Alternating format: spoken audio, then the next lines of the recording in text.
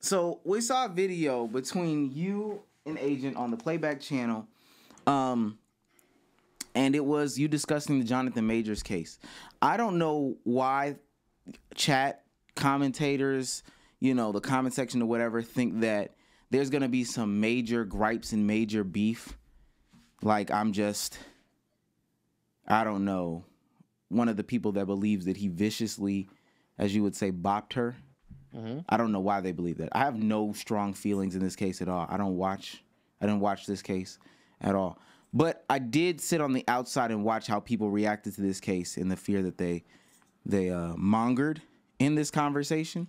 So what I want to ask is, do you think that it's appropriate to make such blanketed statements about things in America based off of this one case? Hey, Omar from a different timeline here. Listen, I appreciate you guys for watching as much as this video you've already watched, although it's only been a minute. Listen, we're about to get into a more lengthier conversation, so I appreciate you for sticking along the ride if you do stick along the ride. But I just want to let you know that this is going to be longer. At the end of this segment that I have with my brother, I'm actually going to react to the playback video itself so you can see my gripes. I do apologize beforehand because I do think that this conversation is all over the place. We go from one topic matter to the other topic matter. I'm not going to lie. I was confused. He was confused. And I didn't do the best job of moderating. But I do want to say my initial arguments were about the way that people talk about these cases and the verbiage that they use in these cases and the responsibilities that they have there. I know that kind of gets lost and we kind of get back there on that track later on in the conversation. But, just watch it with that in the back of your heads. We do start to talk about how we feel about what should have been taken into consideration. That is honestly not important to me. But without further ado, just watch the video. Thank you. Off of this one case, no. Okay. So do you acknowledge that that's what both of you all did in this conversation? No. You think you did something a little bit different? I think this case is an example of repeated themes that are seen through people's lives. Can you display the repeated themes in the video and in the content? Because the way that it came off was, this is the evidence, this is the proof right here. This is just another example of it. I think if we're having serious conversations, because I think this is a more serious conversation, wouldn't it best suit you to talk about those repeated examples? Because then I would ask you, what are these repeated examples? These examples that we've talked about on the platform several times, in particular, our own experiences as well. So you don't think you have a new viewer base for this video?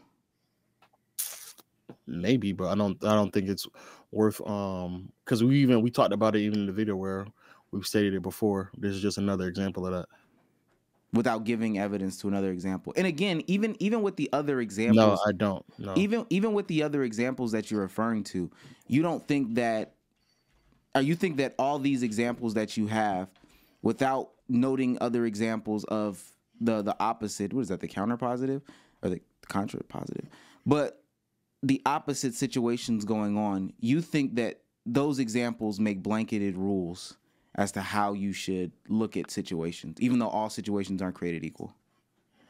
What in terms of what? Because I think the way that we were referring to is necessarily understanding that in respects to men and women in relationships, that the perception of how men and women should be treated is not on an even playing field. The idea, and I want to, if I say something that Agent said, forgive me, and you say, well, you didn't stand by that, you just let him talk. I understand that could be the case.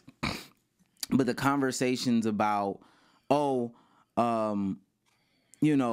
this is the way that courts see you, black men. There's no way, or men, there's no way for you to protect yourself against somebody. There's nothing that you could do. This is just showing that there's this unbiased there's this bias towards men in court, in the legal system, and you are just downtrodden. You don't think that verbiage like that or rhetoric like that? I think everything that you just said is essentially true. I think that when dealing with men and women in these type of scenarios, men are at a massive disadvantage. Okay. And you want to use I'm assuming, well, actually, let me not assume. What evidence on your channel would you look at that says that adds to this point that you're making? In terms of what the fact that men are at a disadvantage when it comes to dealing with women. Yeah, you said that it's happened several times. The evidence is on the channel.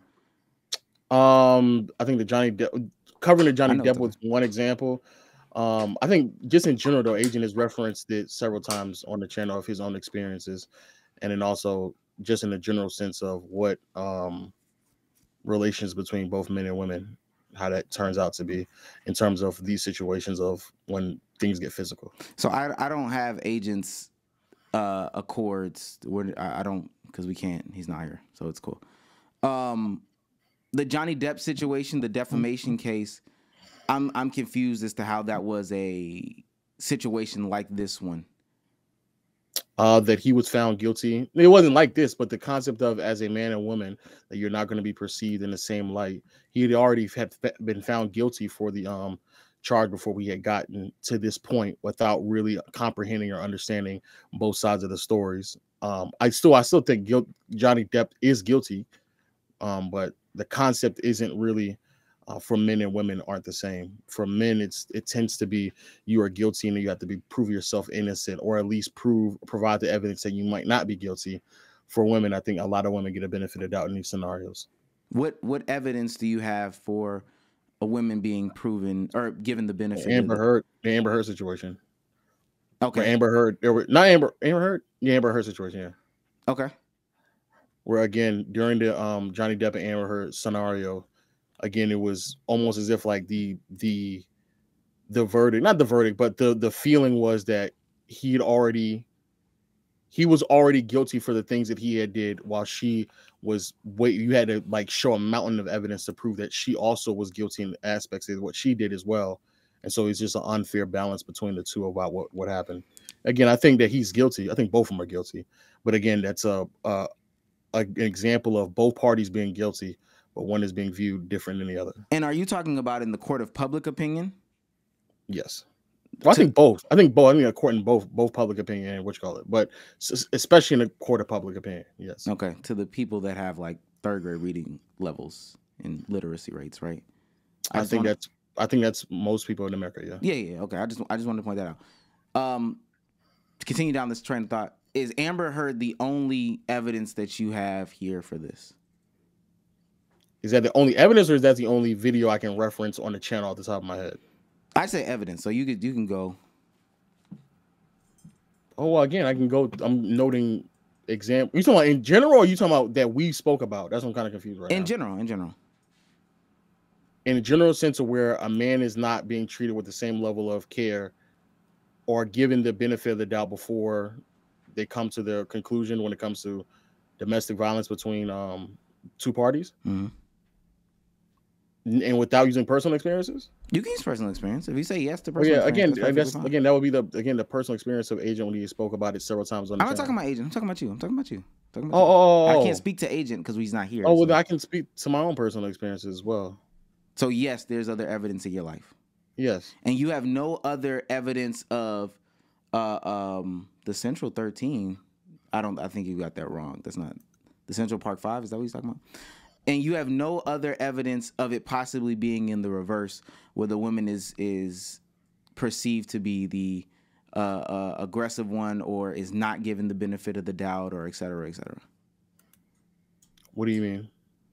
Other examples in the sense of what, just like, or like in a general sense of domestic violence cases where most of the time, I believe, if I'm not mistaken, the statistics does say, I'm almost 100% sure this is the case, where both parties are guilty of some form of violence in the relationship.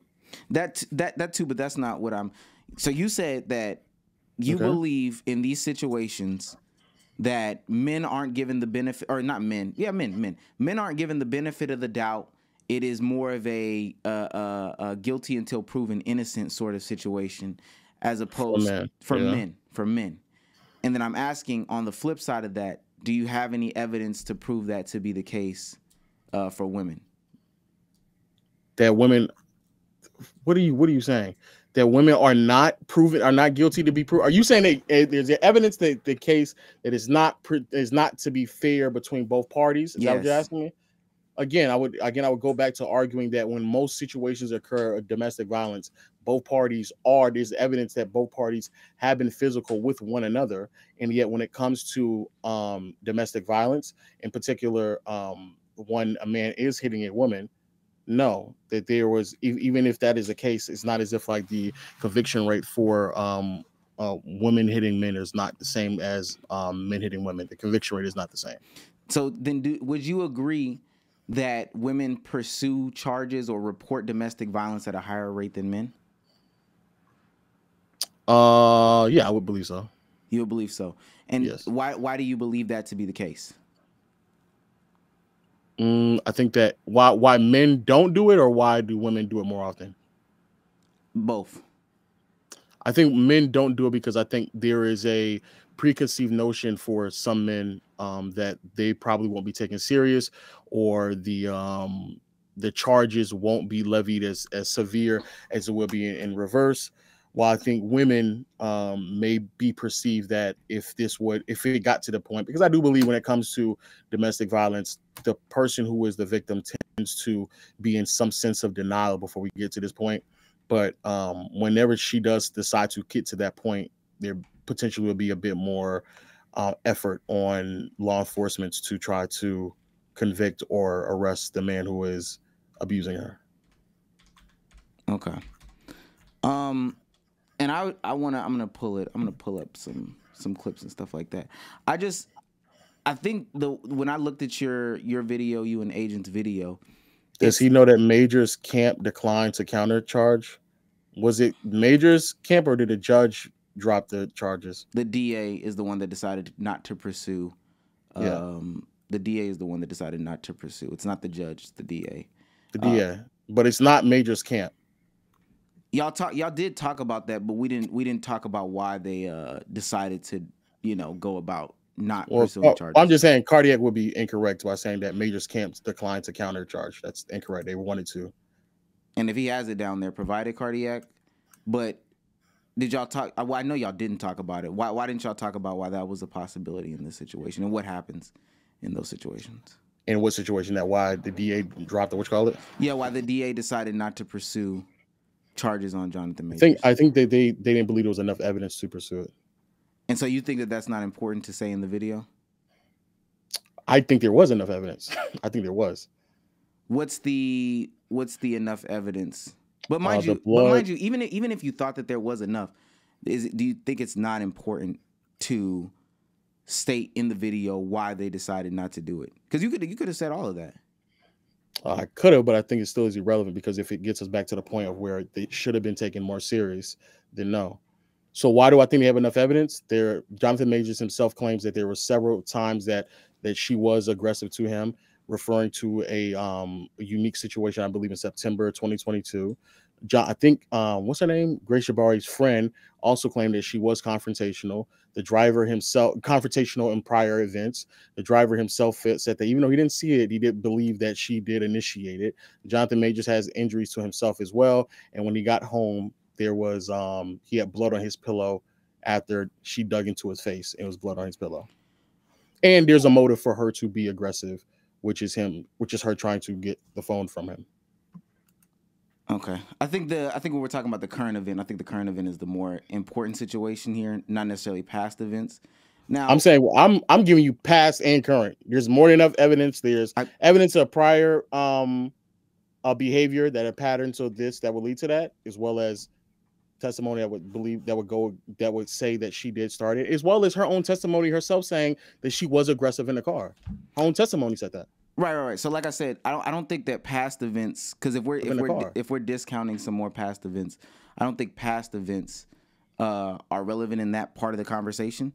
I could be, hey, if you disagree, you disagree, but I don't think that past events in this conversation are the ones that hold weight. Now, if you believe that that's enough to pursue legal charges, they had to see something different. I don't know if that's the way the evidence was presented, but that's perfectly fine. It's also about getting a conviction.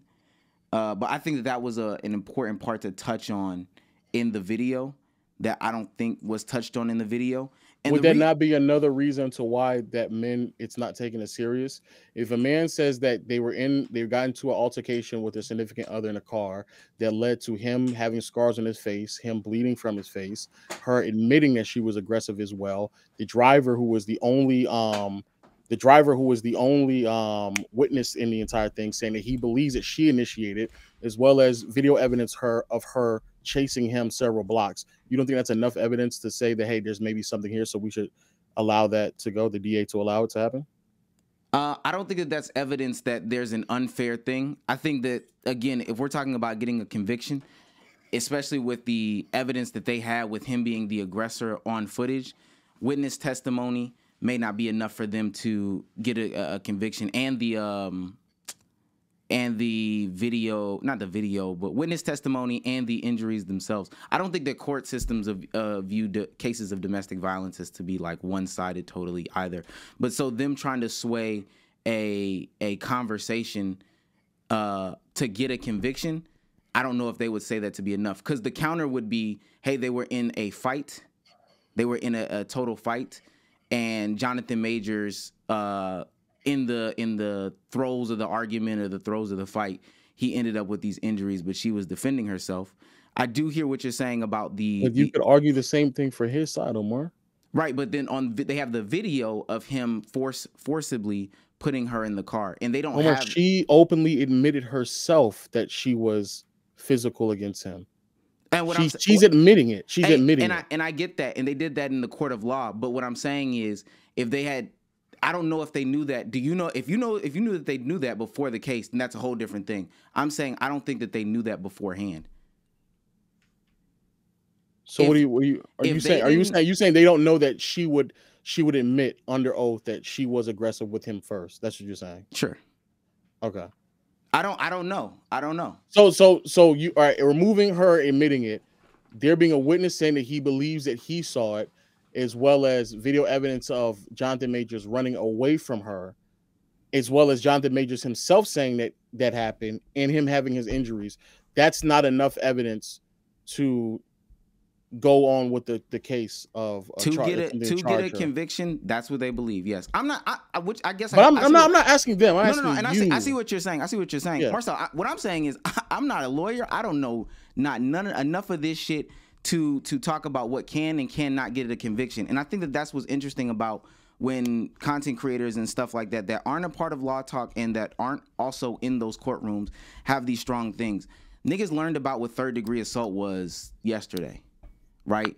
But the way that the videos are framed, and that's all I wanted to do in this conversation, in any conversation, and really I didn't necessarily even want to have this conversation, but that's what I wanted to do in this conversation, is talk about how the framing of some things were, and the verbiage being used in some of these conversations, from like you, Agent, Night Talk, MTR, anybody else that covers this case. It's very hyperbolic. It's very blanket statement. It's very fear mongering. It's very, men, you should be in fear for your life. You're not in charge of what happens to you in your life, etc., etc. That's what it is. That I at least hear in these conversations. And as I watched that video, that's what I heard from both of y'all. I do want to ask, because I'm going to pull up some clips from you and Agent talking. I do want to ask to you, though, do you think that it was possible that she was hurt, her hand was hurt, and that she could continue to go about her nightly business? Because I saw you referencing that and harping on that a couple of more times. How could she reach into her purse? Or not how could she, but she claims that she had an injured hand, and then she was reaching into her purse, holding onto a handrail and smoking a cigarette, and swiping a credit card. How is it possible not how is it possible, but she's doing all this but claims to have had an injured hand. Do you believe that it's impossible to do all those things based off of the injuries that we saw? It's not impossible, but again, the point of what they're trying to do is he's innocent. So they have to prove that she is. They have to have a reasonable doubt that she actually was injured because of what he did. And if you were able to move freely and do things that you would normally do, then I think that's a more than reasonable doubt that he probably didn't injure you. And so I don't think, but if she contested that it was in the car, the person contested that what's the person that she met? I don't know her name, Lisa Cormer or something like that. The random stranger. The person. If she contested that she was injured before this, and then also the fact who said that? The random stranger, the stranger that she met, contested that she was injured before she got with them. That's not what I read. I believe the random stranger has said some time throughout the night that she asked to get ice for her finger, but that was when they were already in the club. When they first met in front of the camera, she said no, she didn't see any bruises on her finger or a cut behind her ear. Now, to be fair, I don't think there'd be a bruise that early on in the process because the events would have just happened. But my understanding is there wasn't any conversation about my finger hurting and I need something to put on it. Oh, no, not that. Not that specific. No. Let me be clear. Not that specific, but that she came to her more or less in pain. More or less in pain. And we don't know what happened in between them happening then and then later on, because we know her finger got injured that night. You would have to prove that he did it. Right. And again, if she's contesting that this happened in the car, because I think another thing that I saw you and Agent and other content creators harp on was that this video is the assault video, and this is what got him hit with the assault. But as far as I understand, it's things that we did not see in the SUV before they got to that stop that got him hit with the assault, and the video is what got him hit with the harassment. So if she contests that, hey, in this squabble that we had, where do you read that at? I got you. Hold on, let me pull it up. I looked up young Meggie Cuniff. And this is what she says versus what everybody else says. Jonathan, I would have to look it up. It's gonna take a second, but Jonathan made because almost everything I read was the attempt to remove her away from him. What was the reason? Was what led to them believing that it was reckless by nature? They said that it was the harassment. That was the harassment. But hold on, I do also want to ask. And it could be verbiage, but when Agent said, why do you let Agent speak on things about Black Americans in the U.S.? When he said he doesn't believe it's a black or white thing? Yeah, that there's the racial play aspect into it. What? Well, I think what he was saying more so about, and it was, if you believe that he said something that he didn't say, so you would acknowledge that it was worded poorly. Yeah, because okay. But even then, I don't know if Kayla. I'm pretty sure Kayla kept it in, but I followed up by saying, "Oh no, it was a black and white thing." But I think what he was saying that this whole concept that Jonathan Majors has to deal with these consequences because he dated a white woman is why he was like, that's the black and white conversation that he was upset with. Like, why are y'all saying that this man is supposed to be susceptible to this type of outcome solely because of the person that he dates and falls in love with? Yeah, I think that's what he was saying. That's what he was more. And he even referenced a tweet that was underneath my tweet as well, a reply. We gotta not let blood speak. No, that's not it. That's not it. Is that it? Hey, that is it. Okay, I wanna. Damn, computer froze. What can you see? You can't see it on your screen, can you? I see a black screen. I see everything, but it hasn't. I have not seen that myself, and of course, what they're referring to in this. This is not what I wanted to do it on this screen, but that's okay. Let me go back a little bit. The fact that the assault charges were for everything that happened in the car. So for him to be convicted on one assault count for that does give some validation to Jabari's testimony about what happened in the car, because the defense was saying that she was completely lying about all of this and that her finger injury was caused later and when she was in a drunken despair state over him breaking up with her. So before the jury came back today, they actually asked to get a readback of the testimony of her name's Chloe Zoller, who was actually out on the street, and one of the citizens who talked to Grace right after this happened and went to the nightclub with her. And they really wanted to hear the testimony from Chloe about Grace's finger, because there's so much activity in these surveillance videos of Grace at the nightclub that shows her, using a credit card, walking up a railing, and her finger appears fine, but Grace did tell Chloe, this is according to Chloe's testimony, that her finger hurt, that her finger was sore, and that Chloe went and got some ice and applied it to it. And the jury wanted to hear more of that testimony this morning. They wanted to read back, and the verdict came pretty shortly after that. So obviously there was some discussion in the jury room about is this finger injury attributable? Pause it real quick. But what she conveniently decided to not say is that they also was asking for clarification on the second harassment charge as well. That they were asking for clarification. Not they did ask for her, but they were also asking for clarification on the second harassment charge, almost implying that they had already made the decision about getting him on the third degree assault charge.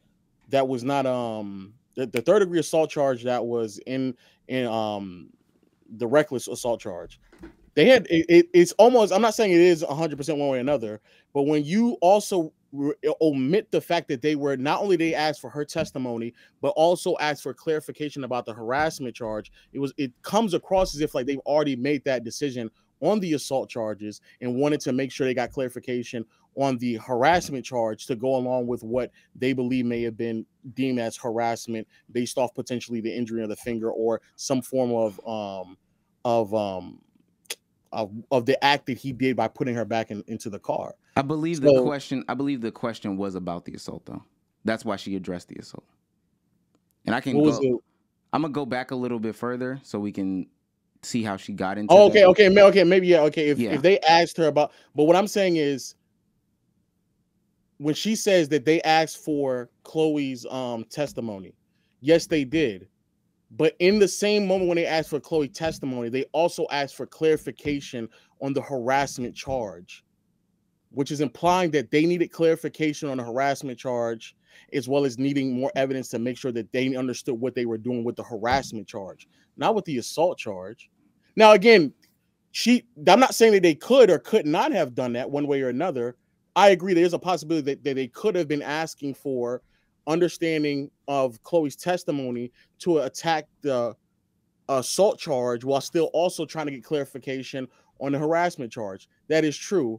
But when you omit the fact that they were also looking for clarification on the harassment charge, I don't think the leap that you would have to make to get to the testimony to the harassment charge versus the testimony to the assault charge, I think that's a greater leap to try to come to. But if I asked you about the assault, would you talk about the harassment?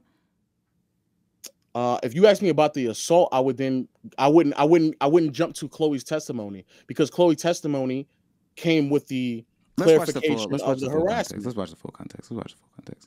Because I don't even want to paint her in that type of light without understanding if that's what they were doing there. Do. So I went back to 241 in the video. Hey, bring the security cameras down. And stays there for several hours while Jabari went to a nightclub with some people that she'd met on the street just right after this had happened. And then she ended up going to the penthouse that she was sharing with Jonathan Majors and letting herself in. And then he returns a few hours later and discovers her. He's let in by a maintenance guy. And here we see her going back to the penthouse right now. So this is after the altercation that happened in the SUV. And this is when she has the finger injury that prosecutors had photos of, that she photographed herself, and she's coming back from a nightclub here. And we really see how extensive the surveillance video was of all this, just in that, I mean, practically all their movements throughout the night in Manhattan are traced, and we see some kind of record of what they were doing. Yeah, I mean, I guess the question everyone is asking themselves, Megan, is Jonathan Majors going to serve time in jail because of this or not? It's not expected that he'll serve jail time. I've heard that even if he had been convicted of all 4 counts, the thought that was that he would likely face more of a probation sentence or a counseling order, probably a combination of both. Of course, the big blow to him here is his career. To have any kind of conviction like this is really devastating for his rising Hollywood star that we saw. I mean, we've already heard the news that Marvel Studios has officially cut ties with him, and they had plans to build a whole superhero movie franchise around him as Kang the Conqueror. So obviously this is was a real devastating blow in that regard. And there was some talk in the beginning that it wasn't really jail time that he feared here, because that's why so many defendants might just plead guilty to a charge early on. It was his career that was on the line, that he was really hoping for a full acquittal, and we didn't see that here today. You know, to your point about the career, because it's such an aspect of this story, would you describe him as, up and coming, or was he really just enmeshed and solidified, especially in the Marvel universe? And you had indicated, they were kind of building out this Marvel franchise of his character going forward in so many future projects and movies here. But it seems like after today, he's somewhat persona non grata in Hollywood. Yeah, I think up and coming would be a good word to describe him, but also he had already arrived. He had already achieved a level of fame and success that I think so many people, aspiring actors, would love to have at the pinnacle of their career. So there were so many aspirations for him to do even more, that it was kind of unknown how big his star could get. And now it really puts a damper on it. And I'm sure he and his own crisis PR team are having conversations right now about what are his possibilities here? How can he recover from this? I mean, is this something that they should not want to delay sentencing any further? It's scheduled for February 6th. And of course, it's very common that we would see delays in that. But is this something that he just wants to get out of the way, so hopefully in a few years he can reemerge? I think that in the court of public opinion, there might be some aspects of this that he just can't come back from, but it'll depend on how things go. Sometimes the public's short-term memory can be pretty short, but I don't think Disney, of all companies, and Marvel Studios is going to be looking to change their mind on this. Yeah, to me, because to your point, the rapidity with which Marvel and Disney came out with the statement and dropped him when we found out to me, that was stunning. I mean, it was almost immediate. It was like instantaneous.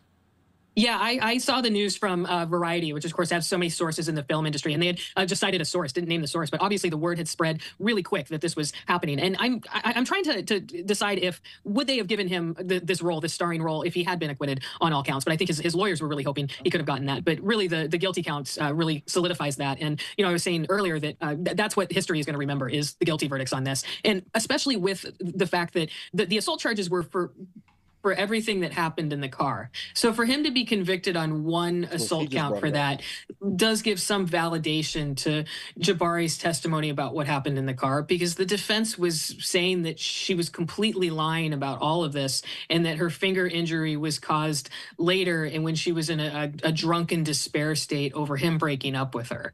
So before the jury came back today, they actually asked to get a readback of the testimony of her name's Chloe Zoller, who was actually out on the street, and one of the citizens who talked to Grace right after this happened and went to the nightclub with her. And they really wanted to hear the testimony from Chloe about Grace's finger, because there's so much activity in these surveillance videos of Grace at the nightclub that shows her, using a credit card, walking up a railing, and her finger appears fine. But Grace did tell Chloe, this is according to Chloe's testimony, that her finger hurt, that her finger was sore, and that Chloe went and got some ice and applied it to it. And the jury wanted to hear more of that testimony this morning. They wanted a read back, and the verdict came pretty shortly after that. So obviously there was some discussion in the jury room about, is this finger injury attributable to Jonathan Majors? And the answer was yes, which completely contradicts what his defense said.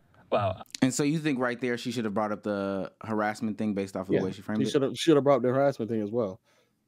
And so what's your point about the harassment thing? The point is that she's trying to claim that the reason why they asked for, which I'm not saying this is undeniably true or not, but what I'm saying is she's trying to attribute them asking for her testimony, Chloe's testimony, directly to the assault charges. However, not only did they ask for clarification on the testimony, but also asked for clarification on the harassment, the last harassment charge as well. So again, they could have said, hey, we kind of get a grasp of the assault charges. We're still kind of going over the second assault charge, so let's get Chloe's testimony, and let's also get the clarification on the last harassment charge as well. That could very well be possibly true. However, to omit the fact that not only did they ask for the clarification on the harassment charge, almost implies as if like it's implying that, hey, we're almost done with everything, but we really don't know what the harassment charge is. So can you clarify for that with us? And also we need the testimony on if her fingers were bruised or not. On Chloe's testimony, I would come to the conclusion that they're just trying to understand the links and bounds about the harassment charge that could be connected to whatever she may have done to the with her finger through Chloe's testimony. That's what I'm saying. But even through Chloe's testimony, and even here, she's saying it, but she also is not saying it. From my understanding, when it was told to Chloe that her finger hurt and she needed to get some ice for it, they had already been in a club, and they had been in the club at that point. They'd been in the club, they'd been drinking, and then later on she had said, "Can I get ice?" Now again, I'm not saying that it's impossible that Jonathan Majors did or didn't do it. But what I'm saying is, if Jonathan Majors he's supposed to be innocent until proven guilty. If he is innocent, and I see you using the same hand to pull back your hair, to pull away from Chloe as you're trying to walk back to Jonathan Majors, you get another car with Jonathan Majors as well. You're digging into your purse, you're using your fingers. Like, that would give me pause to be like, it seems like maybe her finger is fine. That seems fine. I would need some form of evidence to prove that her finger was hurt in between her just going in a club and doing I don't know what to where we at right now. And that's what I'm saying. And I can hear you say that, and that also may be a part of the evidence that you never saw. But also I think that evidence probably doesn't exist besides the way that the story was told. Now, mind you, I think asking for something like that is almost impossible to get. Agreed. So what we have here, and this is no. If Chloe had said, as soon as we walked into the club, she had asked for ice, then that's a fair conclusion to come to. But do you know as to what time? And that's why no. I don't know. No, not the ice, but specific the first time that she even mentioned any form of like being in pain. No, they just said it was in a club. Okay. And you don't know if she for 100% sure she said anything beforehand, before they get to the club, or hey, this did happen, etc., etc. Was she saying that's the first time she heard about her finger hurting? Specifically her finger hurting. Yes. Then you do, even the gentleman that was with her said that he didn't see anything. One of the other gentlemen that was there, they testified that they didn't see anything wrong with her at all. Right. Now, again, it's not going to be a bruise on your finger as soon as something happens. And it's not going to be pain as soon as something happens either. Yeah, it may not be pain immediately either. Like an injured finger, you can still maneuver. Sure. How long that may take, though, I don't know. Kobe played whole games with broken fingers, though. Yeah, and that doesn't mean that he didn't wince or he wasn't hurting while he did it, though. And I could understand that too. Being somebody who's also dealt with sports injuries, it can take a long time for you to feel those injuries, right? How long you would think it would take you to feel that? Sometimes hours, next day even. Like, not even trying to be funny type shit. It just depends on the injury. That's what I'm saying. So it's not so far out of the realm to say, okay, because I saw some people in my chat that were saying, wow, well, she's not grabbing her finger as she's running to chase him. She had a fractured finger. How long do you think it would take somebody to have days to feel? Were you at the house when I fractured my ankle? No, a finger. How long do you think it would take for somebody to feel a fractured finger? It can take hours, Marcel. I'm not saying it can't, but how long do you think it would normally take? Based off of my personal experience, hours. Hours. Okay. If you're asking me based off of my personal experience, hours. Yeah. Shout out to the chat. Shout out to the people in the chat saying almost immediately. Shout out to them. Almost immediately? If somebody fractured your finger, not saying all the time, but it would be pretty common. What type of fracture is it? What type of fracture is it saying?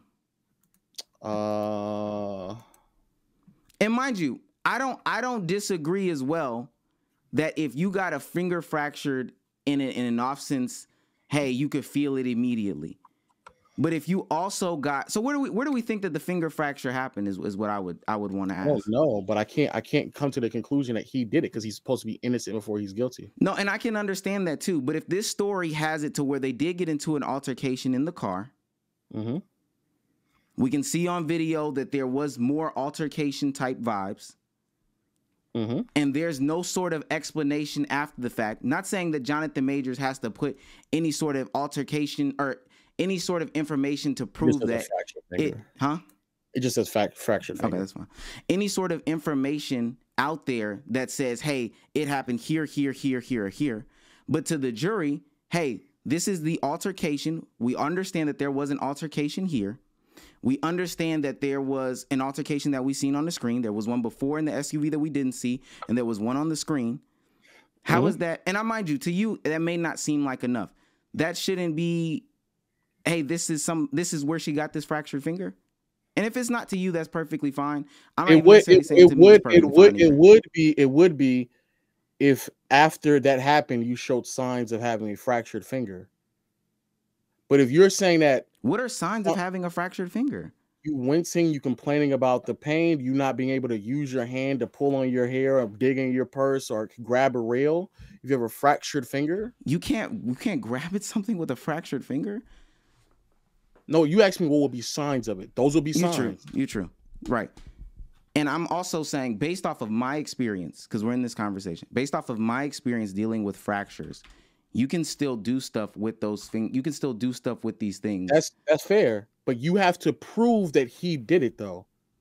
Right? If you go out throughout your day and everything is fine, there has to be some evidence that you did that he did that. And if the evidence is, hey, as soon as we got into the club, she complained about it, and there was nothing else that had transpired from point A to point B, then fair enough. Then that's a fair conclusion to come to. But if I see you using that to pull your hair, pull away from Chloe when what's his name got back, go into another car with this gentleman, kind of follow him out that car, go hold on to a rail, dig into the, like, that's like saying, like, I broke my leg, and then you just see me walking around.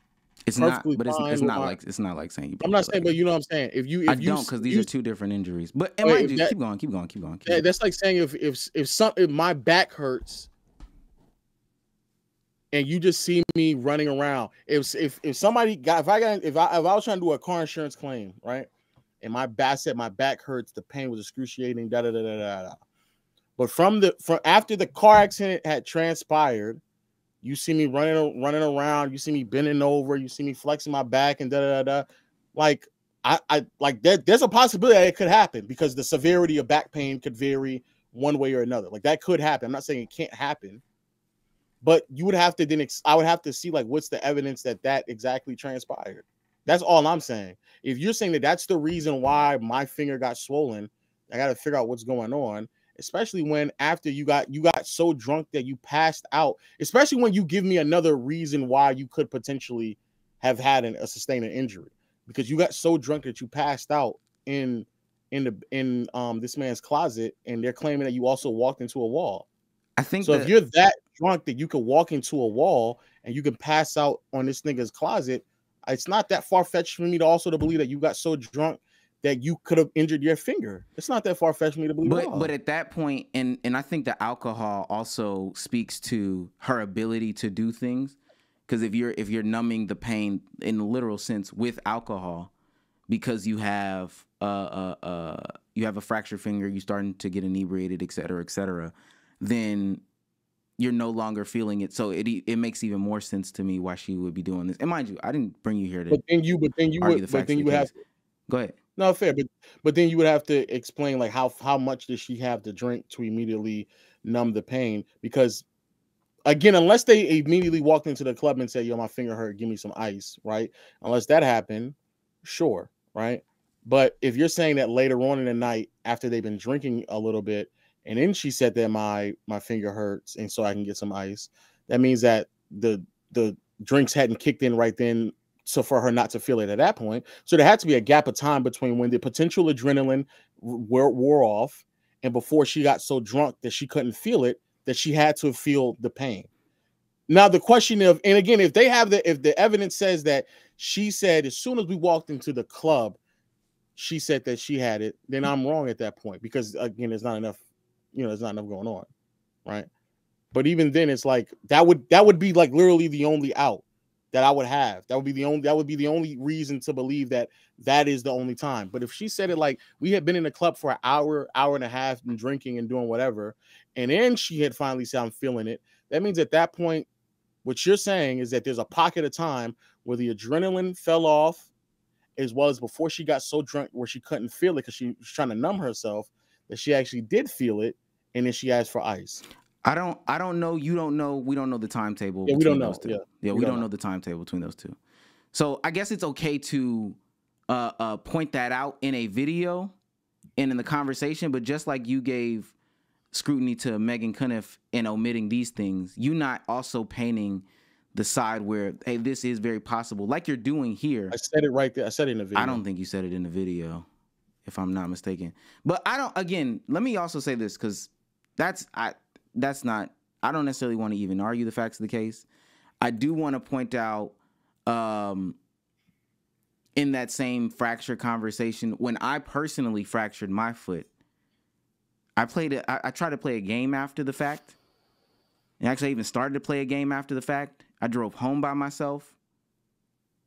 I laid on the couch, did a little elevation because I thought something was wrong, but I'd navigated for a few hours before it really became a situation where, oh shit, my shit is swelling and it's looking affected and all that stuff. Not infected, affected, but it's looking all those things with a fractured ankle. This has no alcohol. The adrenaline from basketball probably wore off when I got home and I started to feel the throb or whatever the case may be, the real throb. But in my experiences with fractures, and people have different pain tolerances as well, in my experience with things like this, it's not like a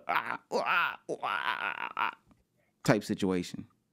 But if I'm sitting there as the jury, stop. If I'm sitting there as a member of the jury, and I do have an explanation here, and I'm not saying how I would or would not, perceive. Was I walking normally, or did you adjust to the pain? I think I walked with a limp for sure. However, with a finger, I didn't drive adjusted or anything like that. I didn't go upstairs adjusted. I did around some 7 minute and 30 seconds is where I said there's no irrefutable proof that Jonathan Majors did or didn't do. I literally said it after we had got done essentially outlining it. I agree with you. There's a possibility that he did indeed injure her, and then she went about the night operating fine, because it takes a while for. Did you go into detail the way that you just went into detail here? No, because essentially the point of me saying that, this is what it is. Keep going with but again, I want to be clear. The bounds in which we would have to jump to, I think, are a bit more steep than other possibilities, because again, you have to prove that he's guilty. So if I'm innocent, you have to prove that. You don't think the bounds that you have to jump to in a conversation of, hey, there's something else that potentially happened here, but we do have this altercation that did happen, and we do have the ends of that altercation with the video of him pushing her back into the car, and then the video of them chasing, and then both of them admitting, he didn't take the stand, so I'm not going to say both of them admitting, but her admitting that there was an altercation, the driver admitting there was an altercation. We have admittance of an altercation right here.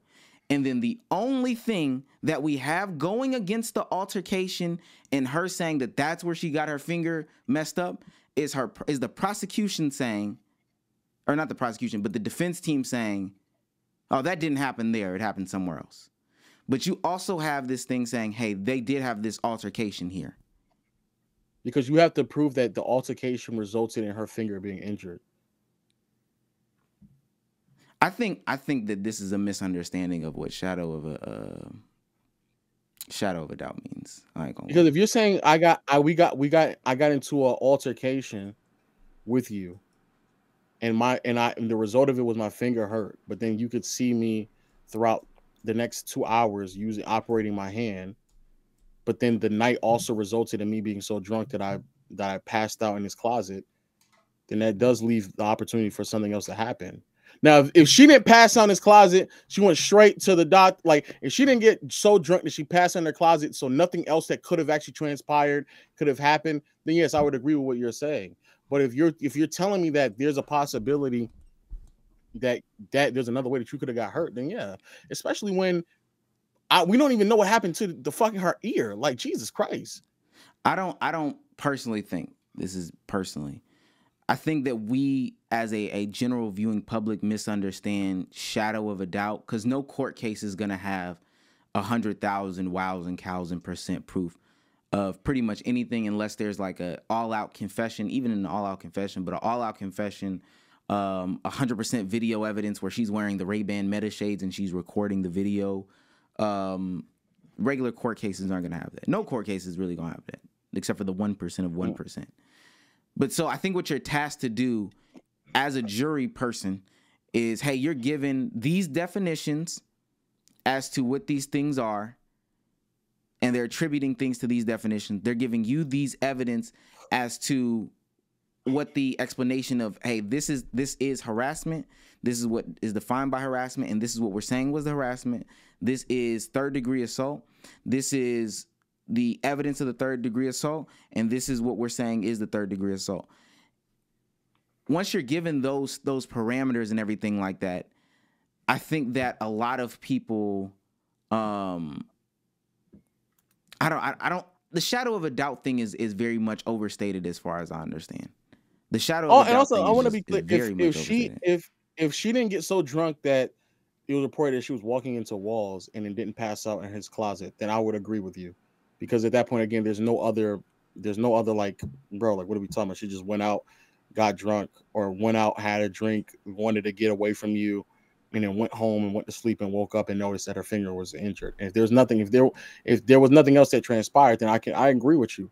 But as soon as you tell me that she got so drunk that she apparently walked into a wall and she passed out into this man's closet. How hard do you have to walk into a wall in order to injure yourself? I'm not saying that her walking into the wall was her getting injured.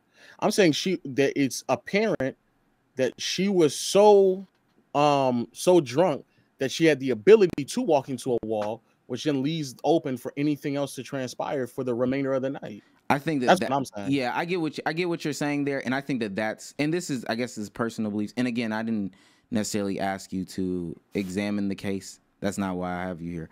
I think that that's more of a leap and a bound than, hey, there was an altercation. In this altercation, we do have somebody saying that they got hurt.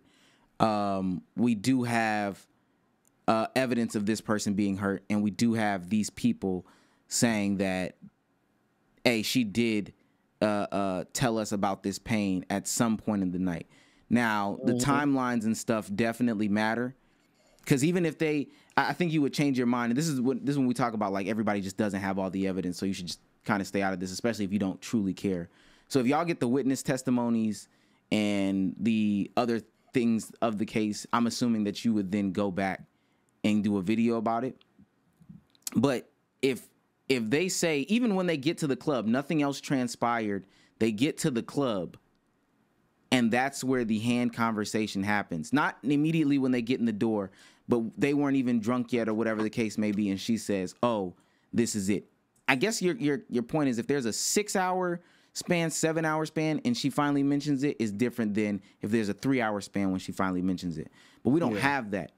And I think the way that people lay these things out in videos, and that's what I'm really getting into in this conversation. I was trying to look up where she hit her head on the DJ booth. I have yet to see a video about this. But if you lay it out in a video like that, I think that that's where my issue with the way that people cover these things on the internet is. And it could be a personal gripe. People could say that. But when you lay it out in a video in this sort of way, then I don't think that that's very... I think you have a bias. Like, I do think you have a bias in this situation. I think we all have biases. If you're looking into this case. I think we all have biases. I think that's not... Okay, that's perfectly fine. Did you... And if you establish your bias too, I think that that's fine. I don't think that y'all ever establish y'all's bias. Am I wrong on that? No, but I think it's clear where our biases probably land by the end of the video, though. Okay, so what's your bias in this conversation? Where's the video of her hitting her head on the DJ booth? I don't know if... I think it just reported on. I don't know if it's a DJ booth or a wall. I think it just reported on.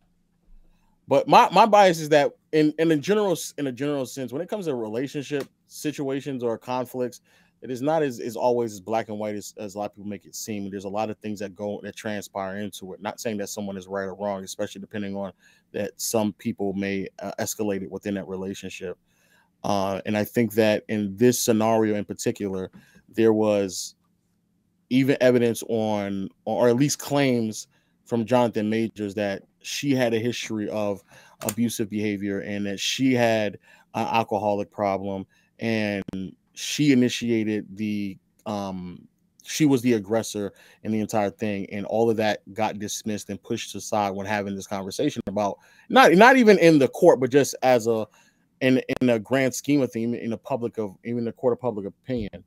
And so I think, to me, that's where I'm like, bro, that's because even if you think that he did it, because I want chat to be very mindful. The initial argument was that he slapped her across the face. This is the thing that she had said that happened in the thing, if I'm not mistaken. She had slapped her across the face, twisted her arm to get the phone from her while she was attacking him, dug into his face, all of these things. And even when they were getting out the car, you can see him put her back in the car and then try to run away from the scenario. I think that in relationships in general, that these things are way more complex than people make them out to be. And that in a general sense, when it comes to the level of severity and importance that is placed on this, it is pretty known and understood that under no circumstance, or did there an ongoing belief that under no circumstances you as a man should put your hand on a woman. And I think that, unfortunately, there are some women who play with that ideology in their favor to do things that they know that they should not be doing. And the consequences behind them crossing those lines either aren't as severe, or there may not even be any at all. And this right here is another example of that being the case. Because, again, she did assault this nigga. She saw this nigga. She took this nigga phone. She had no problem with going on trial and admitting that as well. She did that while a witness was in the car with her. She apparently was confrontational in front of her own friend and then chased this nigga for blocks. And not the jury could not come to the conclusion that maybe through the act of trying to forcefully get his phone back from her, because if she used force to get his phone from her. Now, again, I think this is where maybe possibly his side probably didn't make the great argument. But bro, if you use force to take my phone from me, I should be able to use force to take it back. If you want to say that the force I used may have been reckless, fair. And to also be fair, I think in the original video, we just took it out. But I did state that, technically speaking, you could argue that it is assault because he did push her back into the car and then also assaults her in the car as well. But if you're telling me that if you take my person or my valuable from me forcefully, I have the right to use force to take that back from you. I have the right to do that. Where are you saying that you have the right to do that? What do you mean? It's a law. One. Why did you take it? Why'd you take it out the video? If y'all took it out the video, you said you. Because I think we're jumping to conclusions about things that at that time we didn't necessarily know the law. Because I think at that point then agent was trying to pivot to like self-defense, and I was like, yeah, he should be able to. So we just didn't use it all because I wasn't too clear on like what he could or could not do, or what could or could not be labeled as assault. But unironically enough, it actually was used as assault, that his actions in retaliation to what she did was indeed assault. What law is this that you're referring to? I'll find it. Yeah. Aside from self-defense, a defendant can legally use force to defend another person, real or personal property, habitation, and law enforcement can use force to arrest. According to early law.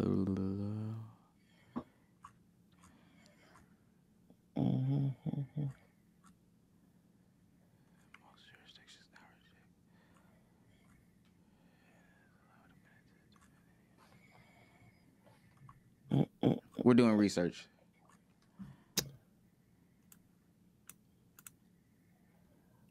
I think somebody said Penal Code 3515, something like that. I'm stopping reading.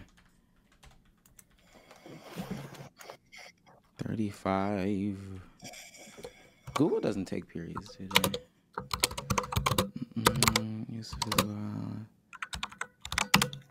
defense of a person.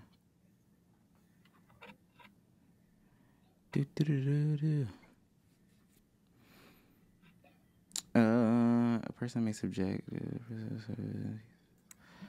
another person. Hey, you showing on the screen? Is this self-defense? I'm sorry, my bad. Yeah, this is justification to use physical force in defense of a person. A person may subject to the provision of subdivision 2 to use physical force upon another person when and to the extent he or she reasonably believes such to be necessary to defend himself or herself or a third party from what he or she reasonably believes to be that the use or imminent use of unlawful force, physical force by such person on the other person, unless the latter conducts was provoked by the actor with intent to cause physically harm, which that isn't the case.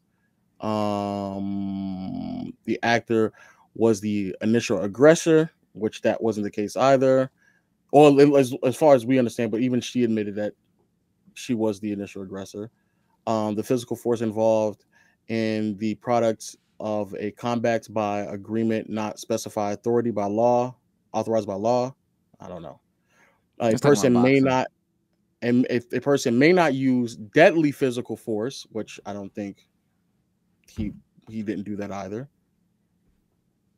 So yeah, so you can use physical force to defend yourself within some form of being reasonable. Where does this, and I may have missed it, but to get back something taken from you? No, this is a self-defense. I think this is the self-defense one. Yeah, but you said in order to get back property All right, that was let me taken go. from you. That way, yeah, that's a self-defense one right there. Yeah, that's what I was looking for. Okay. But yeah, that's the conversation. Can you and if somebody's looking up chat, can you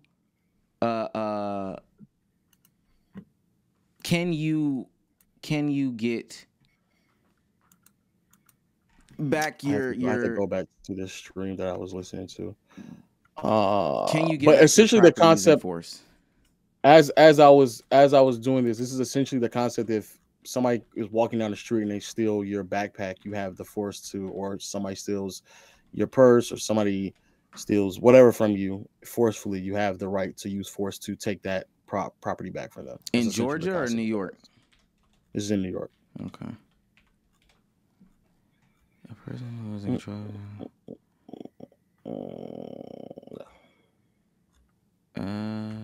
That's in a building.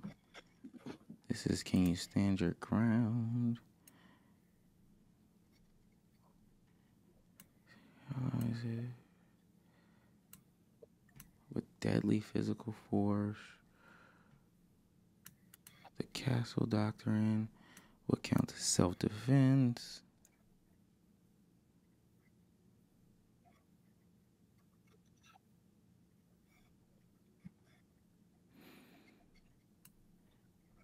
This is where we need the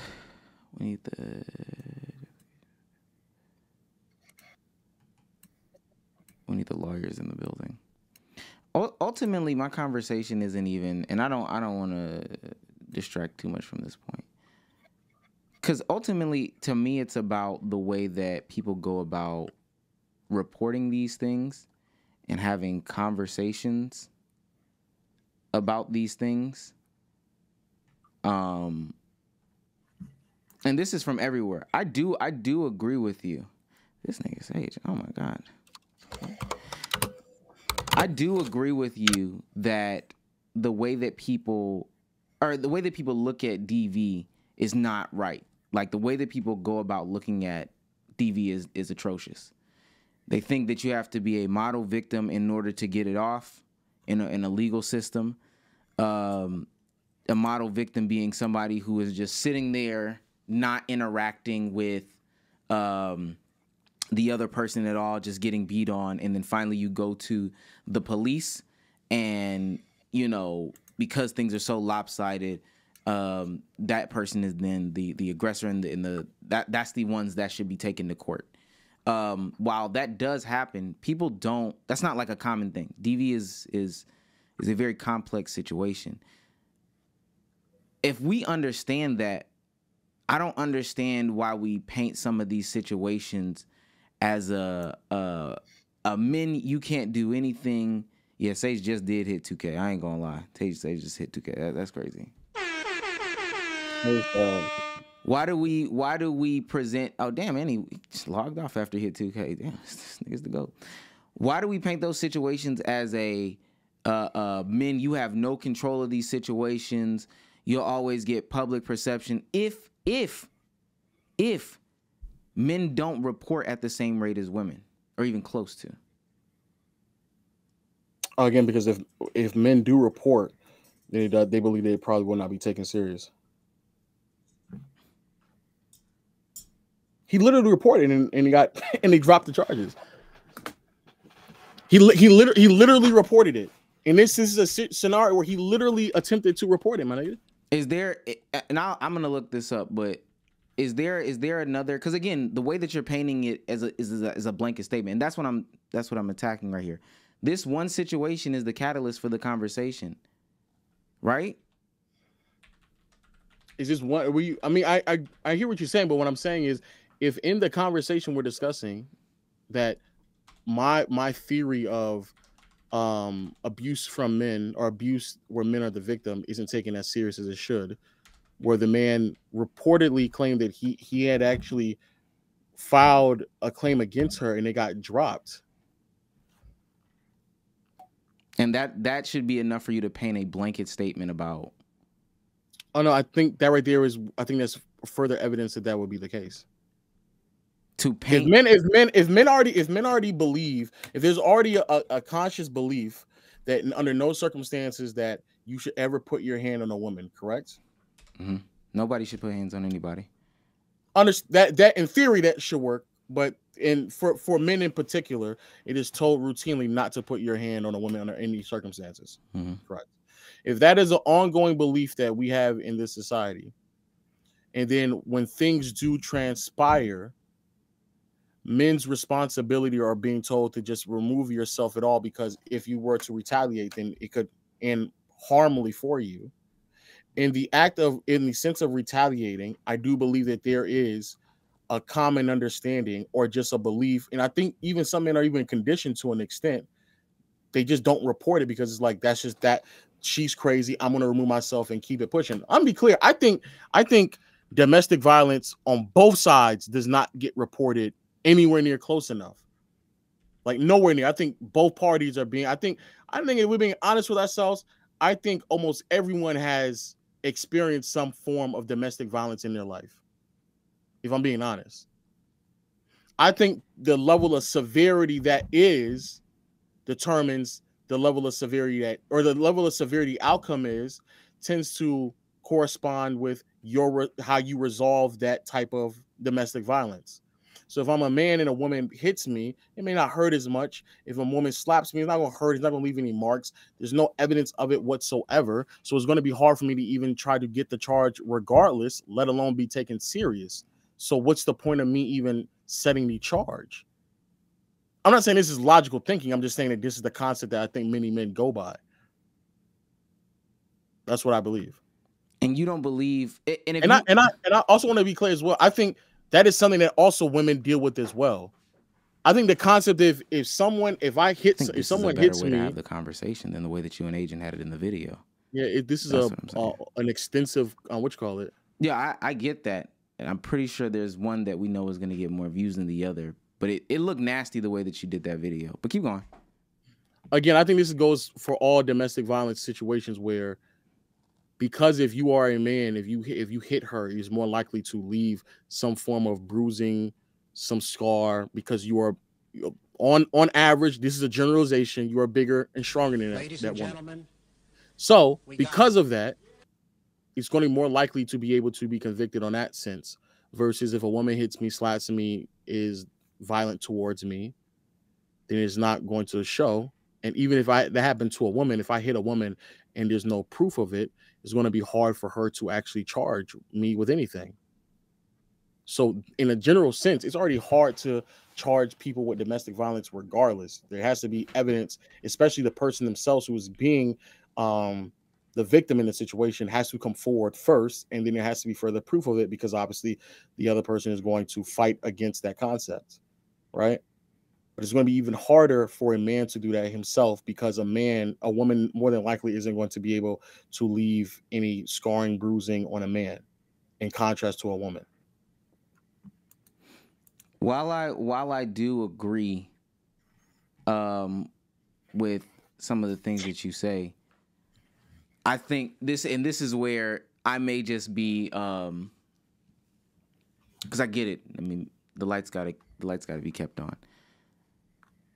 If these are situations that require a more nuanced conversation than we are able to do in a video, a 20-minute video on playback, then my personal belief is that we probably should not have them, especially because we lack 100% context, 100% knowledge on certain verbiage, terms, what they had in front of them, et cetera, especially when we don't revisit these things later down the line once we gain more information and insight.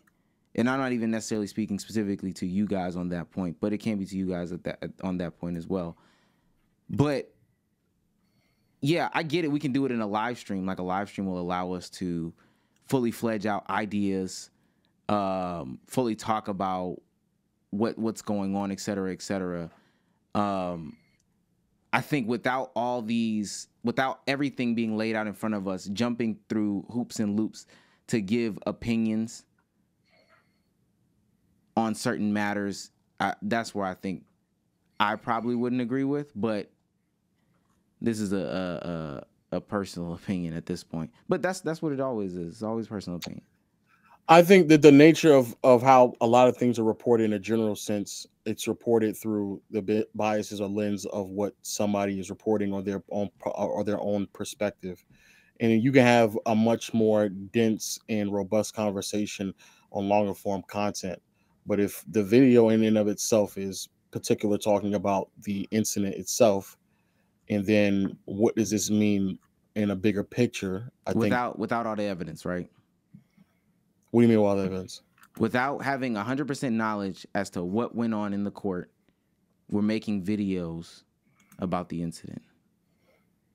Or even if hypothetically, even if what you're saying is true, that the reason why he got hit with the assault charges, what happened in the car, that they believe her finger was bruised from, my stance would still say the same. Because again, if you are in a situation with a woman that is feel comfortable with putting her hands not only on you, willing to take something of your property while there's a witness driving the car, somebody is there, that is a detriment to who you are as a man. You need to separate yourself from that person. Oh, because the that was the ongoing talking point throughout the video. Because you then put yourself at such a disadvantage when you then retaliate or react from that action. Because even if you are attempting to take your property back from said person who's done so, and even if that person is assaulting you in the process, and you try to then retaliate from that as well, with assault, if both people are assaulting each other, no, at that point that would be self-defense. That would be self-defense. If you are attacking me and I am now attacking you to get you away from me, that is a definition of self-defense.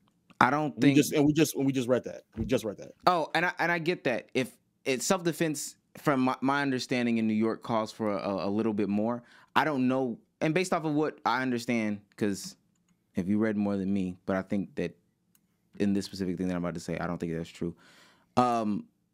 If she did attack him, she stopped attacking them, and he then attacked her to get the phone back. That's not self-defense. Attacked her to get the phone back, or just to attacked her to get the phone back. If I hit you, Marcel, and then I stop hitting you, and then you come and hit me, that's not self-defense.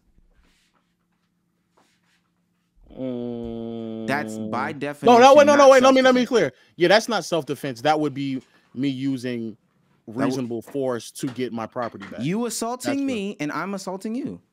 No, that would be me, and I'll have to find the law. But from what I've read, I not only read but then heard from 2 lawyers that there is a law, defensive property, where you can use reasonable force to get your property back. If somebody steals my book bag, if somebody steals someone's purse, if someone steals someone's property, and they did it forcefully, you can use force to then steal that to receive your property back from said person. I've heard that from 2 different lawyers who, if I'm not mistaken, both practice within the New York City. I've just not found that. What you call it? The lawyer that I heard, he specifically referred it to as like something like defensive property. But yeah, you're right. You're right. That would not be self-defense. The self-defense would come into after I've gotten my property back. Then you proceed to just attack me in a general sense, and then I use force to defend myself. That would be self-defense. Trespass onto property. All right, I don't see it for well. Person running a physical work, but not others. That the person reasonably believes is necessary to stop a person from committing a crime involving damage to a property, such as criminal mischief, whether or not the person using the physical force is the owner or is in control of the property. I think this is it right here. You put the screen? Yeah. And I want to make sure I have the right penal code.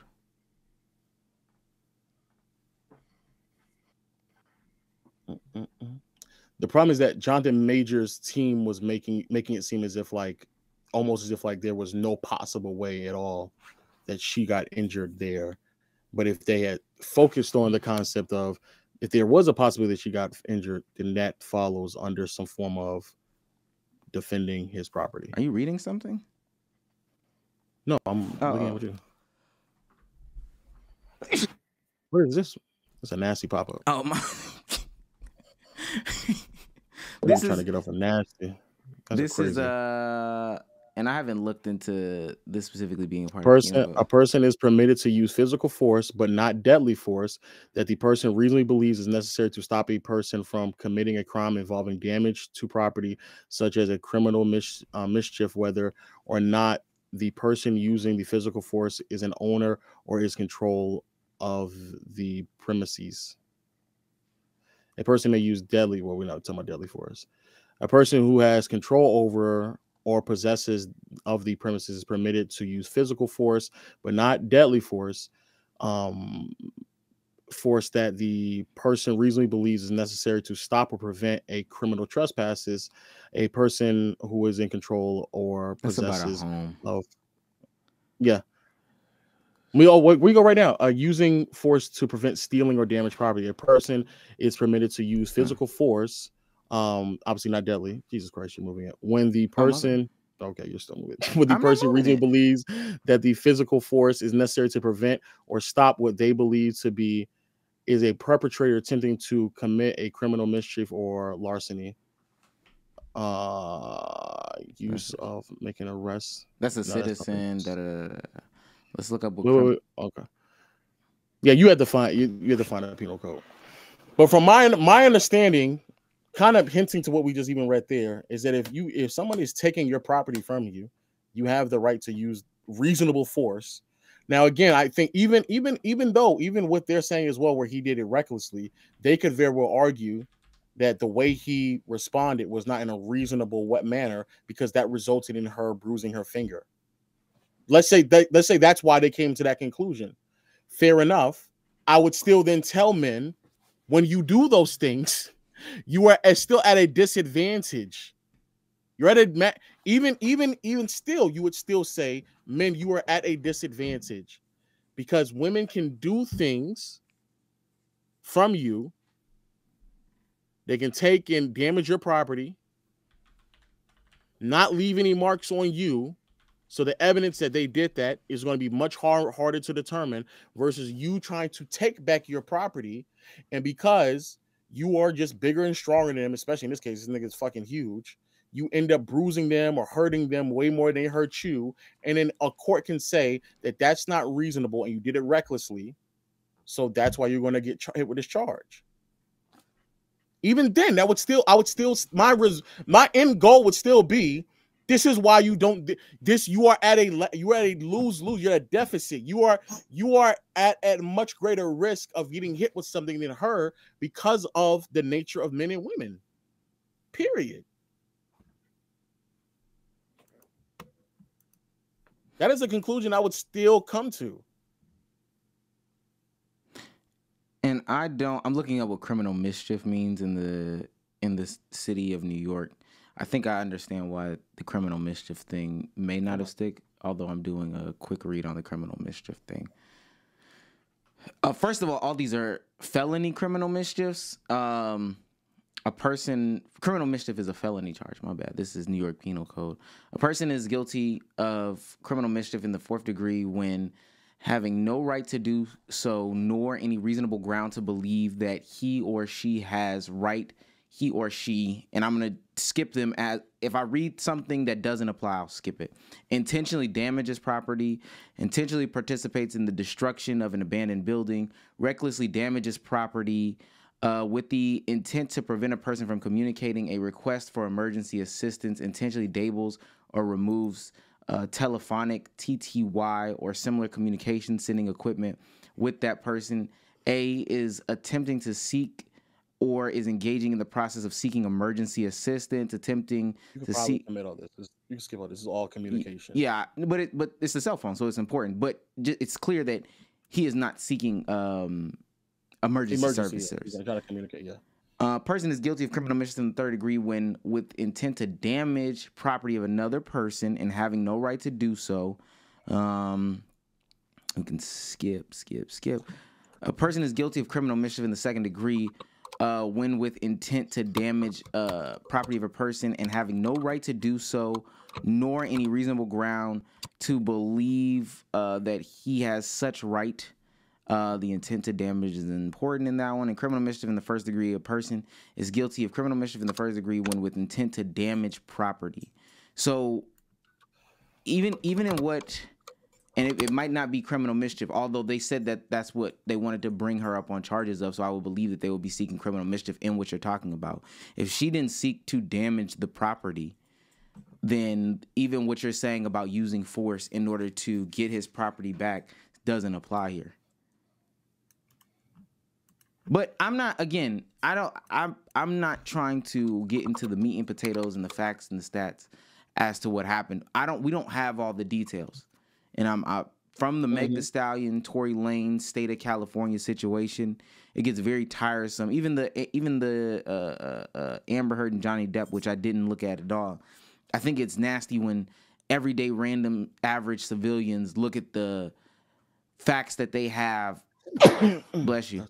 Written by biased sources and media coverage coming in, piece by piece, split up or whatever the case may be, try to make analysis on that thing. We weren't there, and these are more serious matters than like we should be making, TikTok videos or live streams or whatever about it. I would say that you as a person, as a content creator, has a duty when taking on serious matters like that to not, if you have the biases, just don't put it out. Otherwise, I mean, you be nasty. I would say that you were nasty for doing it that way. But I would just say, let's not even talk about it. I wholeheartedly disagree, especially when I think every publication has biases towards anything. And I think that even in the sense of being generous to both sides, I would still come to the same conclusion. It doesn't matter that no one has not presented to me a scenario where my beliefs or my takeaways would vary or differ. It just wouldn't.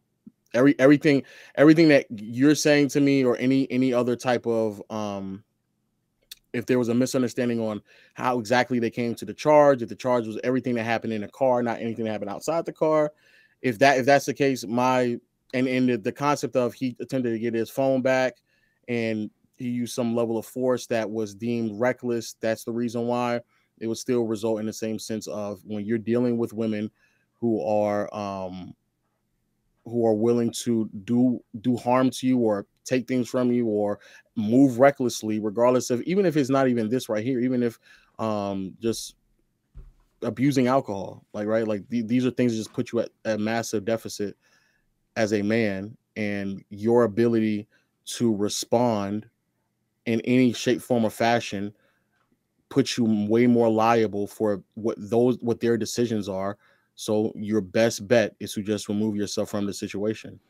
And if that was like the general sentiment of your video, I think that would be fine. What do you think the general sentiment of the video was? I think that I watched the entirety of the video, so I may have gotten that message from it. And I do believe you, because we've had conversation. We're having a much longer conversation, or whatever the case may be. I think for the people, and I'm looking at some of the comments, that doesn't seem to be the general sentiment of the video as taken by the public. Now, do I agree that the public has like a 5th grade reading literacy level? For sure, 100%. Do I agree that they watched the whole video? No, absolutely, hardly. I know they didn't. But that's what I mean. And I'm not even necessarily saying... what do you think their takeaway from the video was?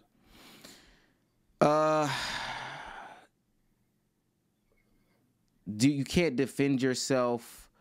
It's not about DV. I don't see it being about DV being like a...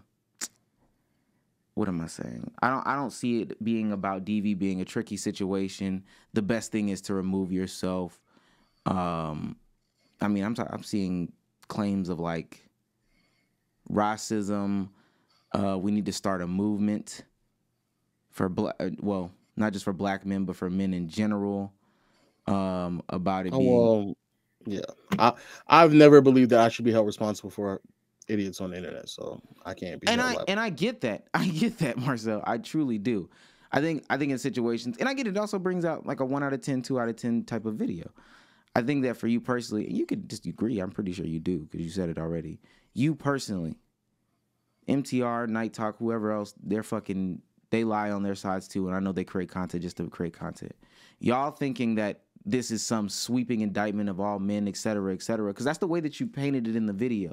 Oh, no, I agree. I do. No, I still believe that as well. I think that this, not of all men, but I do believe that as for men, if you need an example to why you need to be careful with who you choose and how you interact with women and how you need to separate yourself from women, and how you just interact in general, this is an example of that. And yes, that's a long form answer. That's not what the takeaway from that video was. And again, I know that based off of reading these comments talking about we should galvanize as men. Yeah, but if that's how they took it, Omar, that has nothing to do with me.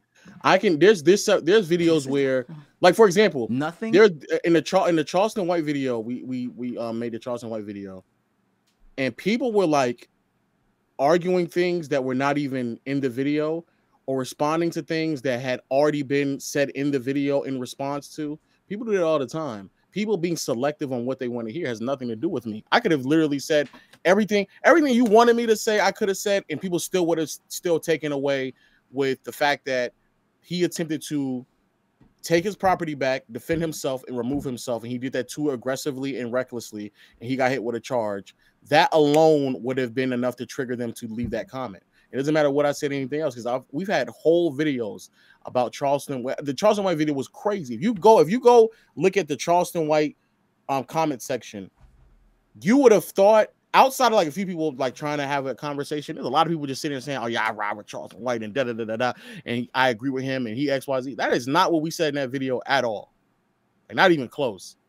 We said that he has some truths, but why would you follow somebody who also has like some of the most ridiculous things in the world to say? I think I may have even said specifically in that video, just because if Adolf Hitler said 2 + 2 is 4, that does not then mean you should then side with him just because he said that. You just go find someone who's more reasonable who also agrees that 2 + 2 is 4.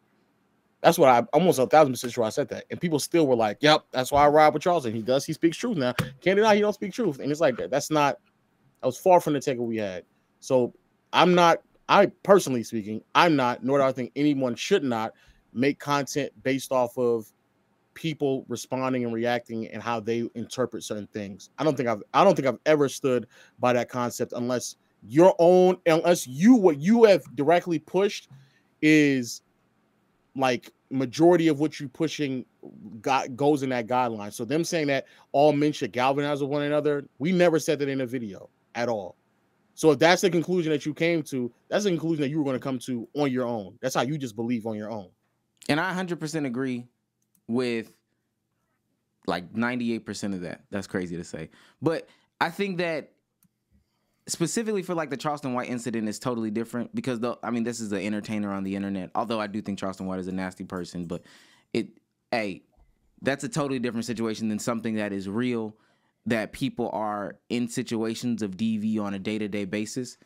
I get what you're saying. And again, you could feel differently than I can feel. I think that that's something that, hey, I don't even want this specific look on my channel because y'all decide on what to create about and not to create about. Y'all pick and choose that stuff. So I would think that, hey, you know what? Let's just not create about this one. Let's not talk about this one because this one is just a little bit too real and nasty, and it's so nuanced, and we know what type of what type of people this can bring, and we don't even want that type of moniker on us. But if y'all don't agree that way, and so again, it shows that you don't. Then yeah, I can't allow people's already perception of what something may have happened or occurred to be unless I believe that I am like heavily influencing them in those regards, that is like negative, that I just don't agree with at all. But the things that you're referring to are things that I believe that they've already come into their conclusion on their own, because again, we've never stated those things and they still came to that conclusion on their own. I think you and mind you, I'm not saying that you're swaying people, but you're a part of, you get this moniker on you, and as your brother, I would not like for you to have that moniker on you. That's personal. Agent, I think he's ignorant in a lot of stances, and it really doesn't matter to me. But you as my brother, I wouldn't like you to have that moniker as like, yo, load the galvanizer. This is crazy. That's just me. I think the people who put that on me, I just would not want to interact with those people. I think those people are idiots. But you don't choose. I think those people. I don't choose who interacts with me. No, not in the sense of, they're going to be atting you, telling people about you, et cetera, et cetera. Oh, I don't give a fuck about that either. I don't care about that either. No. Because again, if you are unintelligent enough to come to a conclusion without listening to everything that I say, and you're coming to a conclusion based off of viewers and what they concluded instead of what I actually stated in the video or my own words, I think you're an imbecile. I think you're a group thinker. I think you are somebody that I would not want to interact with at all. And I think that you shouldn't have a voice when having any kind of conversations or dialogue with me whatsoever. Those people I've attempted to, and I've been very huge on never talking to nor respecting those type of people's thought processes throughout my entire life, dating back to when I was in school, in college, at work. Those type of people I will never, ever, ever, ever respect that type of thought process whatsoever. Never. If you came to a conclusion off of my thought process based off of what other people said in the video or what somebody else told you about me, instead of actually going out and listening to what I say, I think that's very low level. I think that's very low IQ. I would never, ever, ever, ever, ever, ever in my life want to have a serious dialogue with you unless you were willing to give me a fair opportunity to communicate my own thoughts, or at least listen to what I have to say.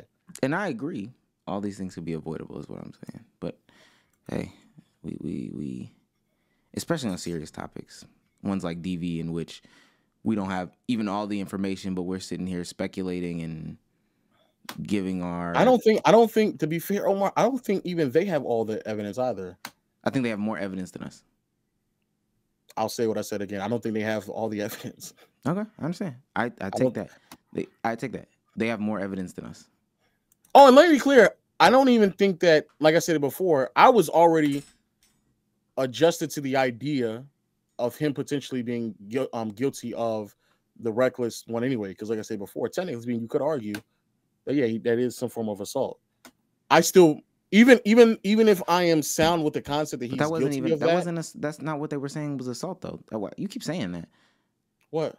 You talking about putting her in the car? Even if I'm okay with the concept of him assaulting her because he's trying to get his phone back, right? Mm-hmm. Even that, it still would not change my ideology and belief on it. Still wouldn't. It still wouldn't.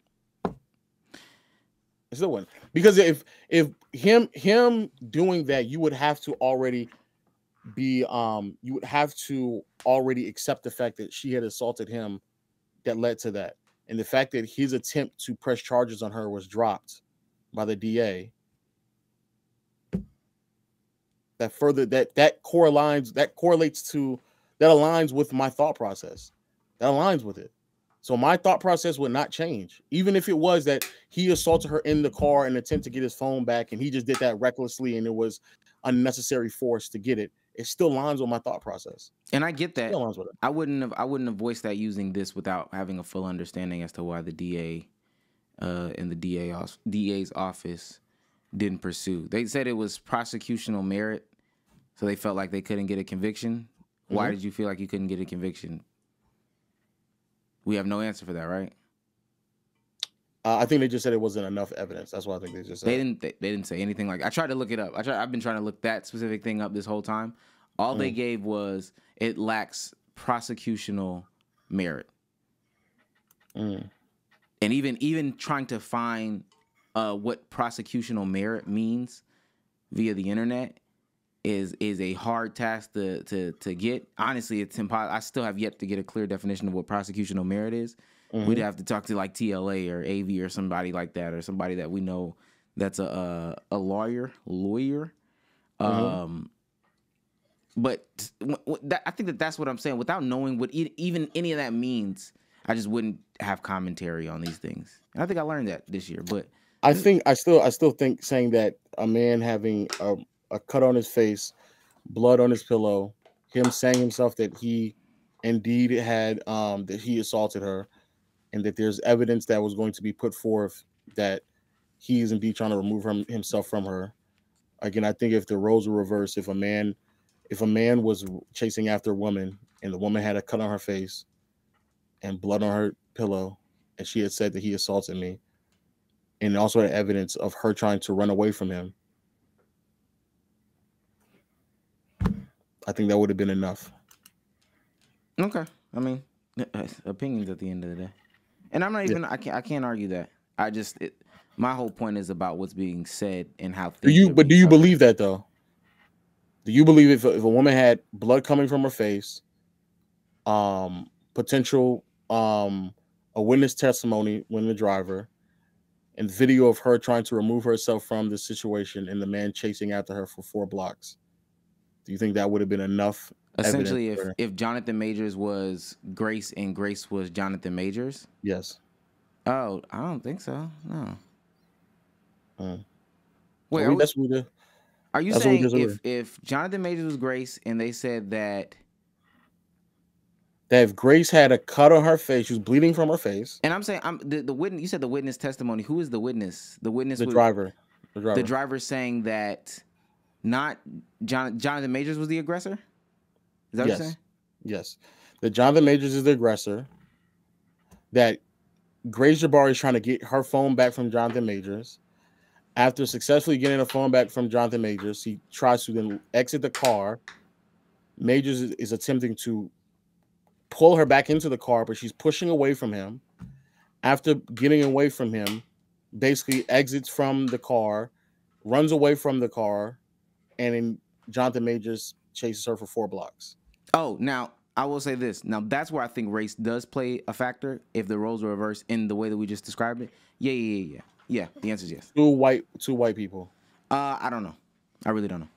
I would say yes. I think that if there was, especially if it was a black woman and a black man, yes, and I definitely think race plays an unequivocally question there as well, because if a black man was chasing after a white woman, if a black man was chasing after a white woman, the cars that were damn near about to run over Grace would have kept trying to run over that nigga, Jonathan Majors, or at least try to cut him off to make sure that it didn't happen. I don't know about that. Or they would have called the police and said there's a black man chasing after a white woman. Now I believe that, but again, yes. I agree that race plays, and that's a cool conversation right there. I believe that race plays a factor in that specific dynamic, roles reversed, et cetera, what would have happened from 2 African American men.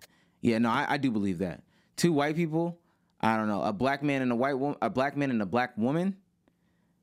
That one, I don't know about that either. I think if a white man as big as Jonathan Majors was running after Grace Jabari, I think police would have. I can't say. I can't say. If I'm not mistaken, there's been other celebrities who have displayed public acts of what looked to be like a DV, and nothing happened. But that's what I'm saying. All situations aren't created equal. So even in this hypothetical land, it's hard to even say. But if that's your belief, that's your belief. Because you can agree that there are situations. You fractured it. You could agree that there are situations in which, people do things that are signs of DV, symptoms of DV, and nobody does anything. I know it might be a little bit outdated in this conversation, but it's not like Ike wasn't doing anything to Tina in the public eye, and they never went to court about it. Nobody ever pressed charges. Nobody ever pursued charges. And that's kind of also another problem with DV is that the person who is the victim tends to have to say something that happened. Not all the time. I'm about but to say, I don't. But for a good portion of it, like there has to be some admission, unless they just see like something ridiculous happen, and they can say, okay, we don't even care about your admission. We can see that you're injured or something had transpired, and we're going to press charges on this person. Yeah, I don't.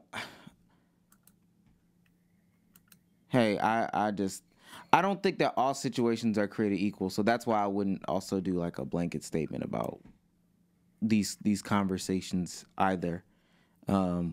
We've seen stranger things, because even the way that this, well, I don't even think that that's going to be a case in the same facet, which is another maybe point to my conversation with Keke Palmer and her baby daddy. Like I don't think they're going to jail for, or charges not getting pressed on him for anything like that.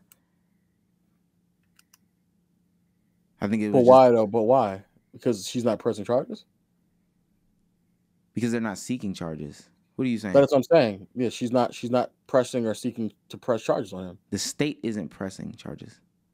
Oh, I thought you meant, okay, I see what you're saying. But still, but that's still a point what I'm saying before is that it from majority of the time, even when there may be evidence that says that there is DV, unless the person who's the victim is saying that I'm willing to press charges, sometimes it still doesn't even go through. That's what I'm saying. But that's not who's pressing charges in this situation. That's not who pressed charges in that situation.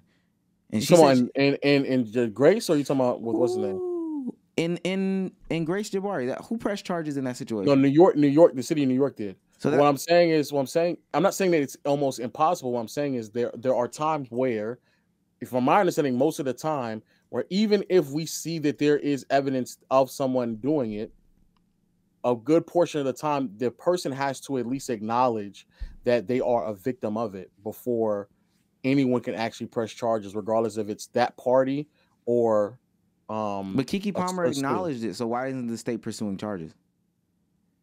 She acknowledged. She acknowledged it. She acknowledged it in the fact that was her evidence to get full custody of her son. Oh, well, I so don't know that. Yeah, it's evident. But I'm saying that's what I'm saying. It's not. I know. I think we're on the same page there.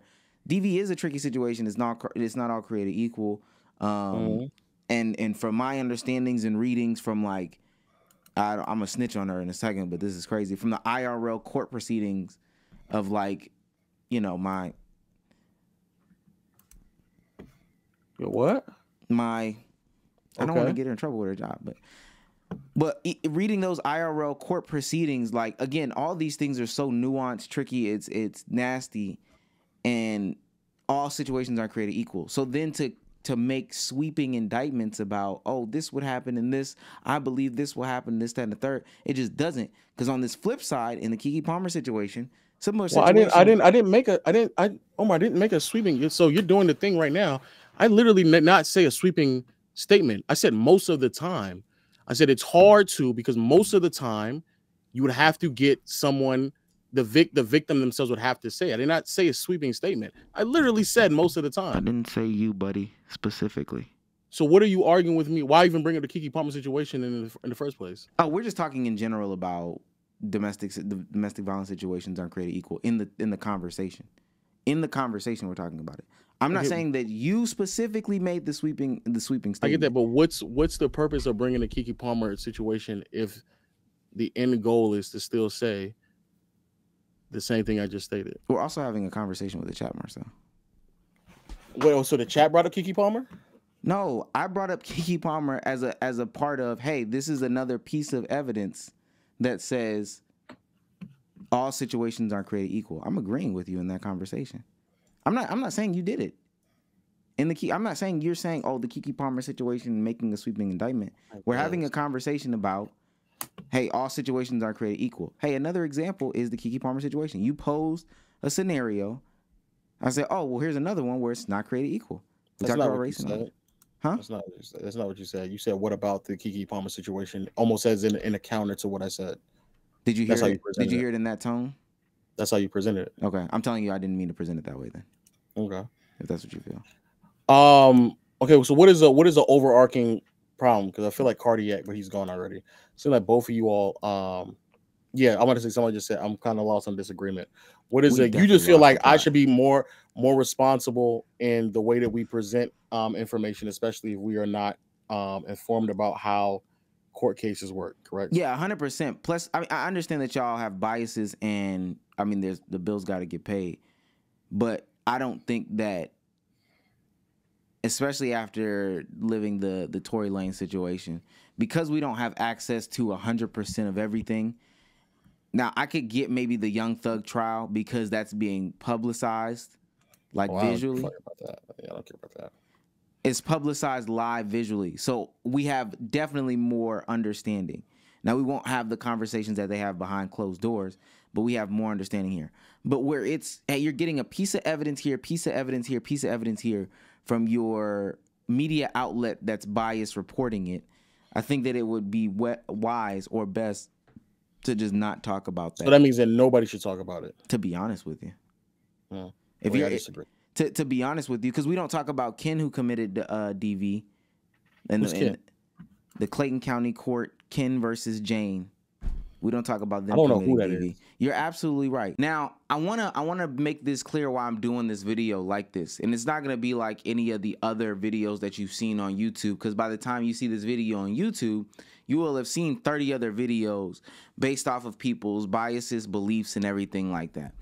I wanna talk about it, and it'll probably come towards the middle of the end of this video after I watch the reactions and then I have the conversation with Legend of Winning from Playback, is that this year there have been so many people misinterpreting legal cases.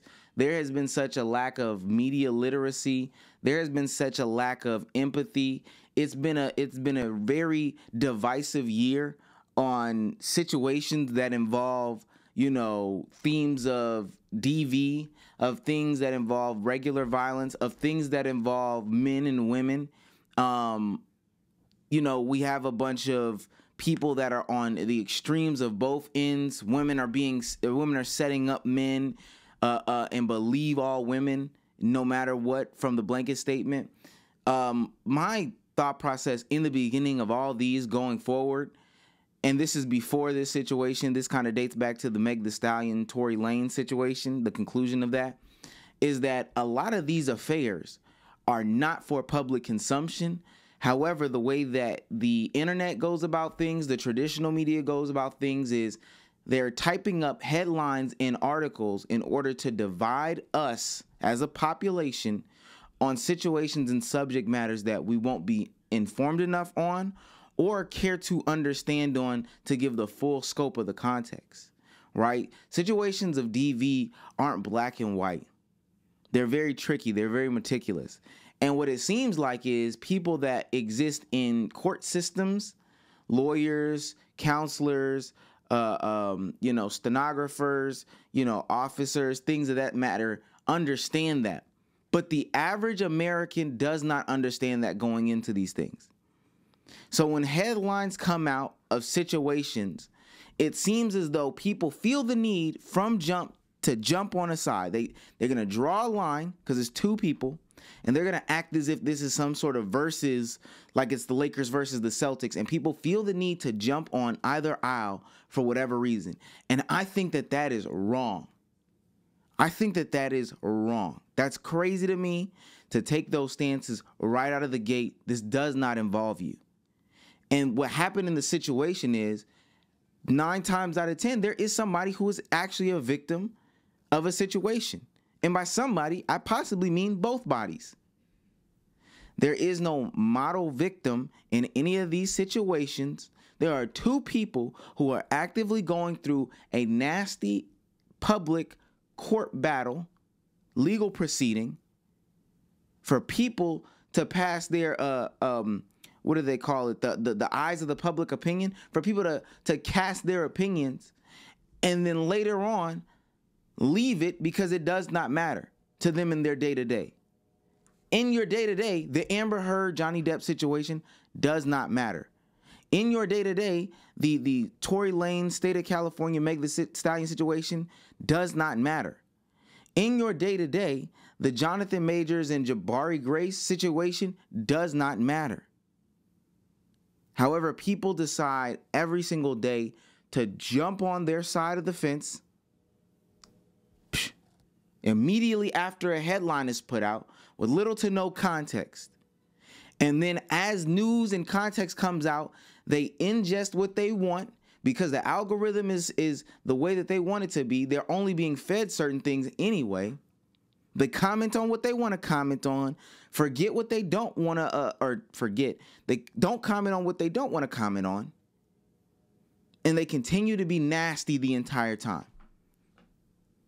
So I want to go ahead and play the playback video. I want to make a great statement here in addressing some of these things that we have to decipher through. If you are a person who is going to the police about a situation, you are going to simply make a report. I'm not saying that Grace Jabari went to the police in this situation, but if you are going to the police to make a situation, a report, or whatever the case may be, once you make your report and the district attorney or whatever legal proceeding decides to press charges, because we have to remember that it is not these people, Grace Jabari, that is going and making these charges.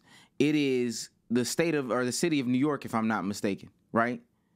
It's the Manhattan District's Attorney Office that is making these charges up against Jonathan Majors.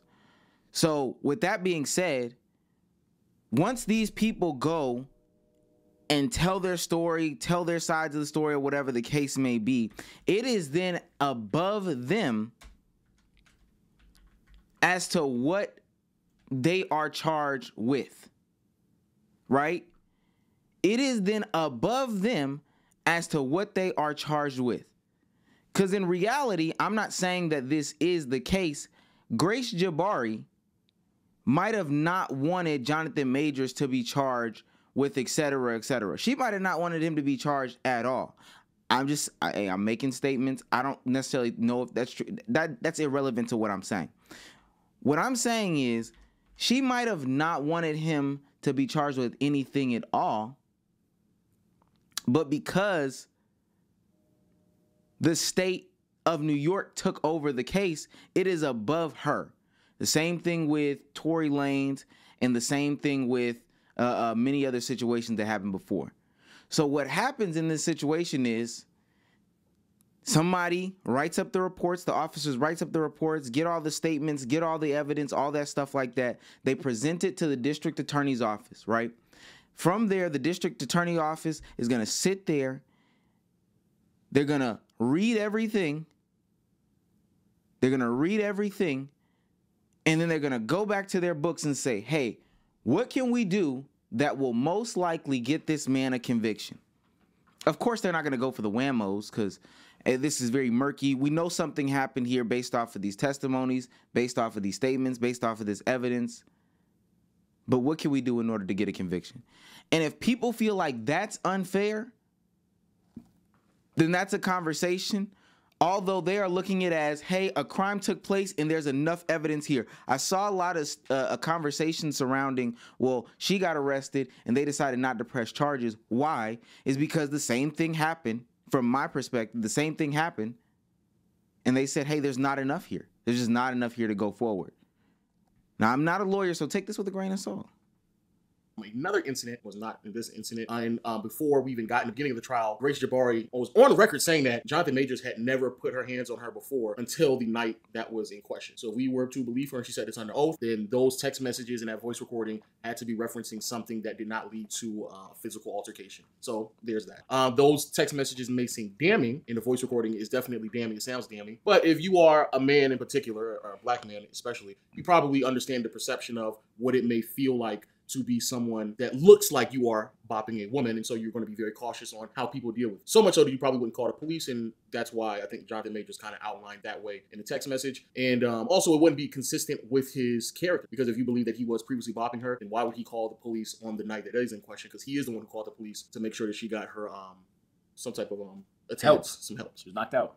Now, the other case, the other charge, and this is where things get a little sticky now, in particular the assault in the third degree, recklessly causing physical injury. He was found guilty on that essentially because they believe the way that he handled the situation where he was pushing her back. The count is assault in the third degree. Under the law, a person is guilty of assault in the third degree when, with intent to cause physical injury to another person, he or she causes such injury to that person or to a third person. The following terms used in that definition have special meaning. Physical injury means impairment of physical condition or substantial pain. Intent means conscious, objective, or purpose.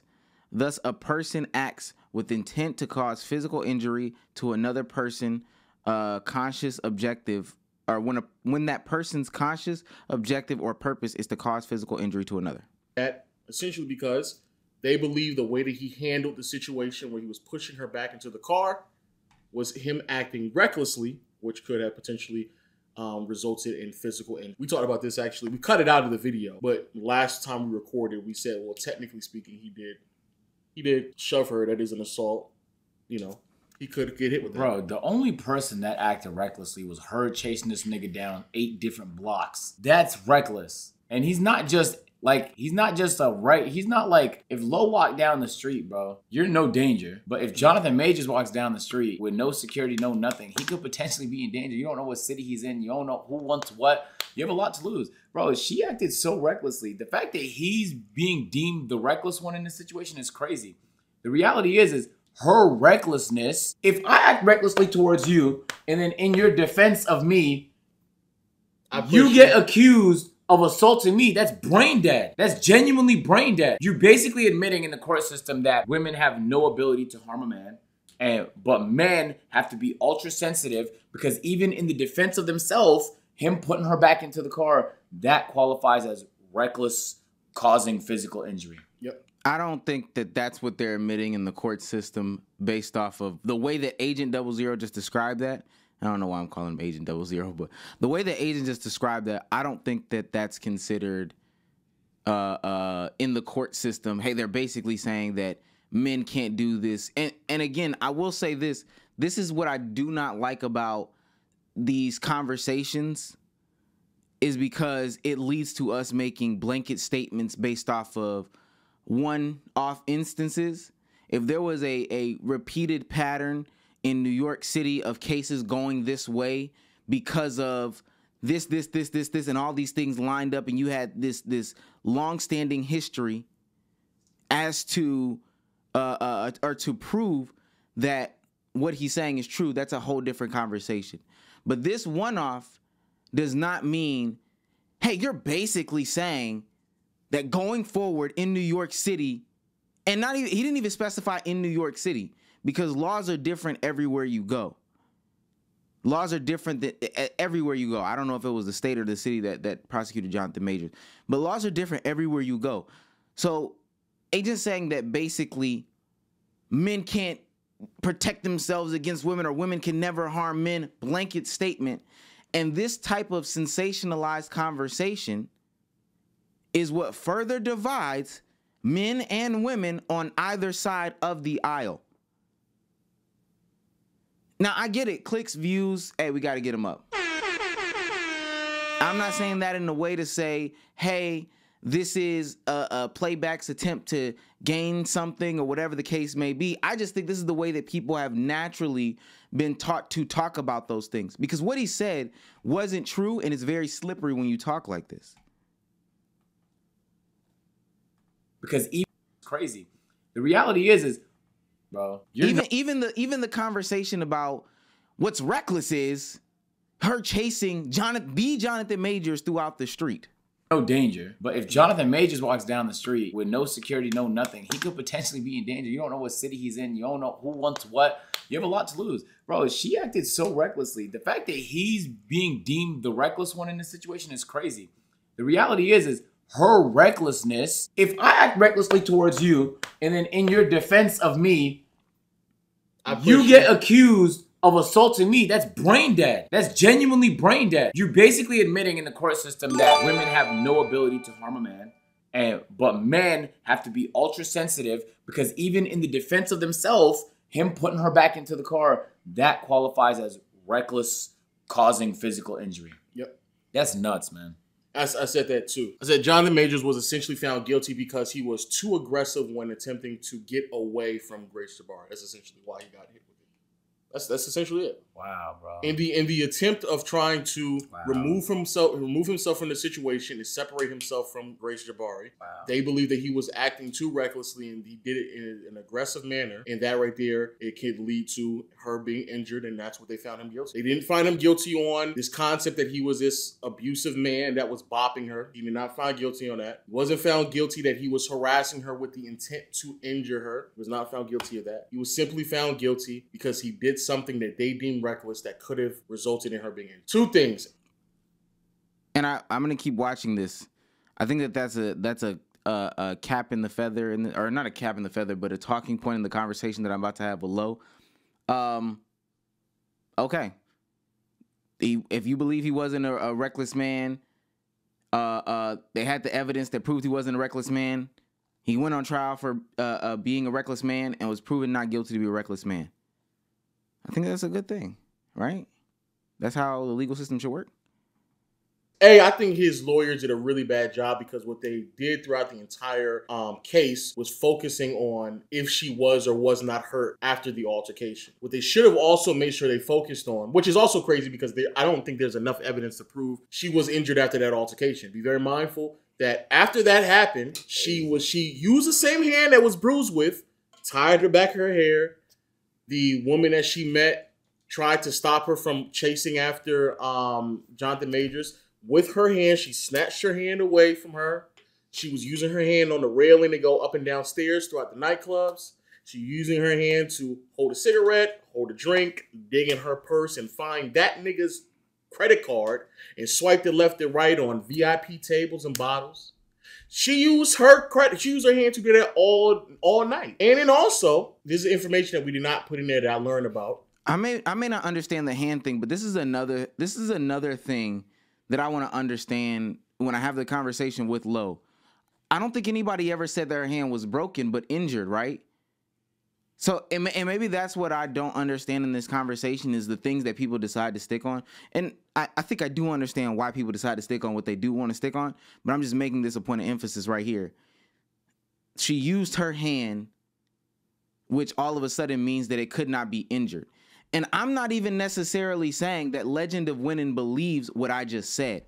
I'm saying based off of the way that he framed it, and then people go forth with the conversation because they lack media literacy, right? They lack comprehension skills. They won't have the ability to ask those questions. They're going to go forth and say, she didn't injure her hand. Jonathan Majors never injured her hand. She used her hand for the rest of the night. Oh my God.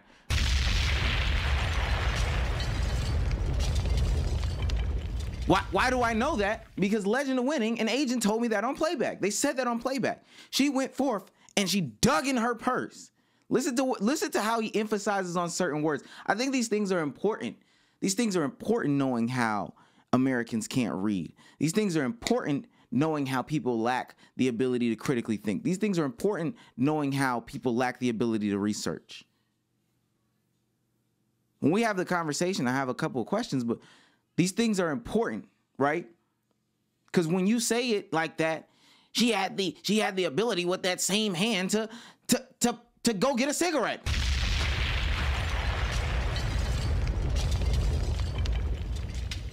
We know it was a finger injury. Even if the finger was broken, Legend of Winning is a Kobe fan. It should at least be prefaced, and maybe he talks about it after this, so I'll give him the grace for that, that, yo, even if it's just a broken finger, dog, if she would have broke her whole finger, it wouldn't have mattered. You can still do things like digging your purse with a broken finger, especially if she was intoxicated. If she was intoxicated, she wouldn't have been feeling the pain.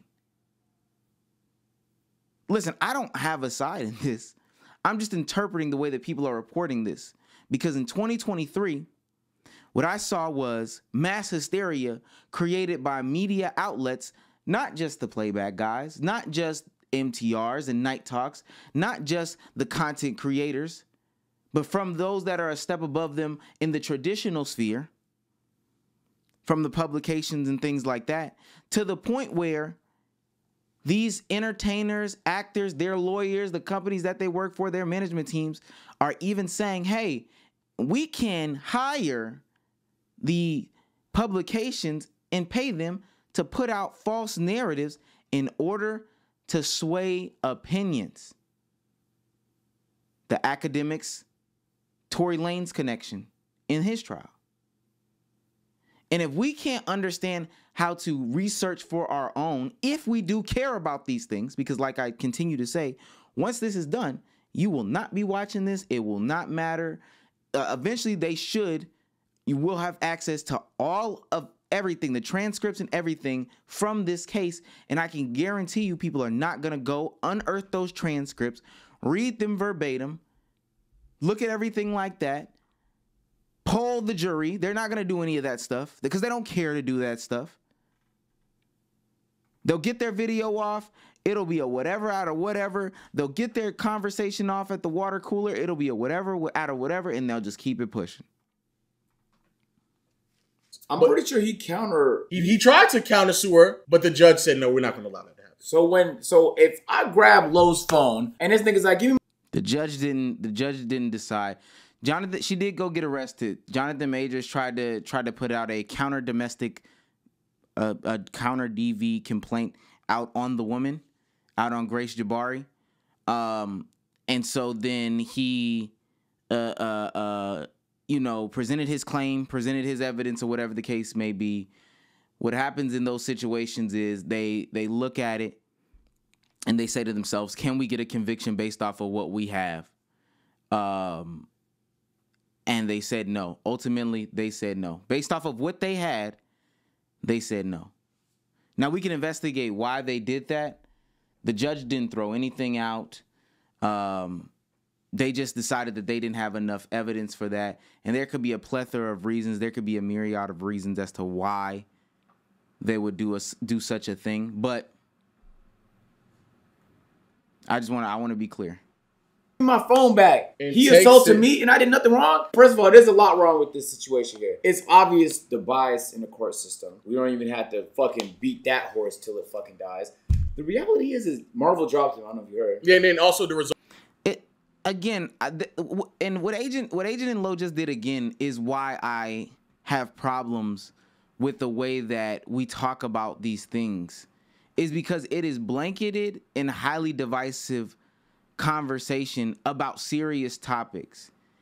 And again, I think that, we can have some conversations as men and women, as women and women, about how unethical, about how, predatory prejudice or whatever the case may be when it comes to not Jonathan Majors, but just the legal system in general.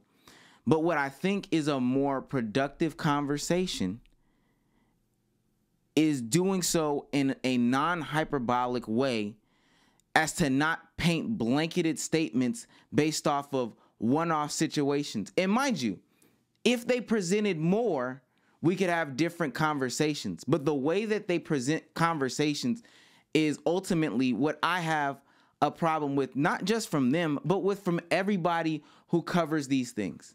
Again, these are serious topics that we're talking about. And for you to just paint them with this big brush, it's clear. This right here makes it clear.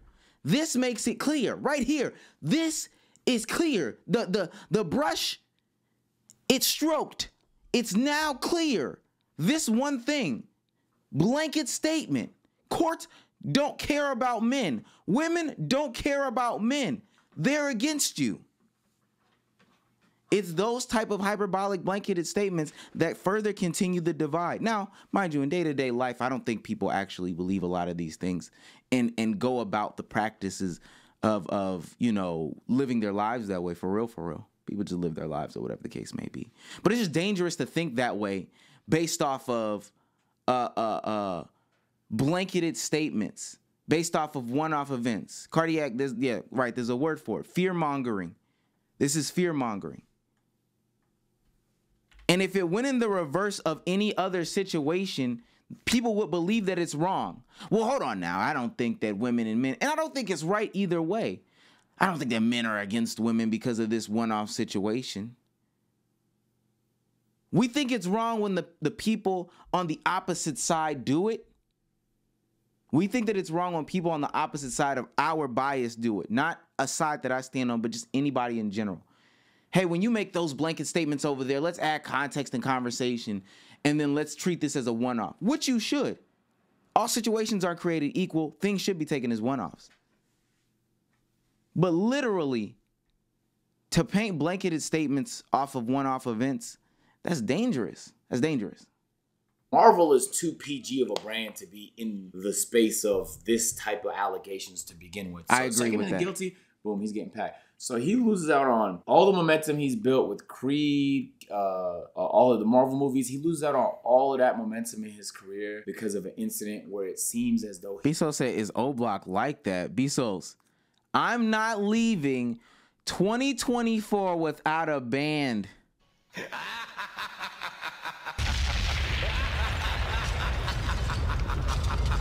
We're not. Don't do it over here. We're not.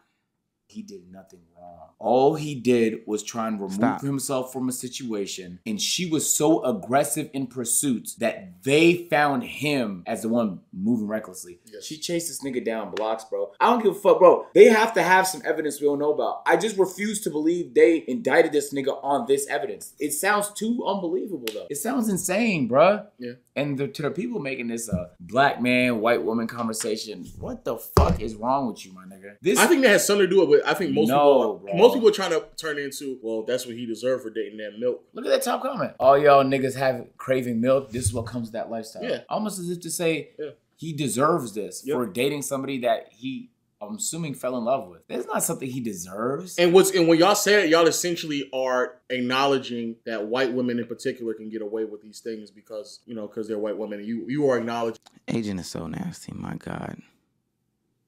Agent is so nasty. Agent is so god awfully disgusting. I'm not gonna get into too many details about how I truly feel about this.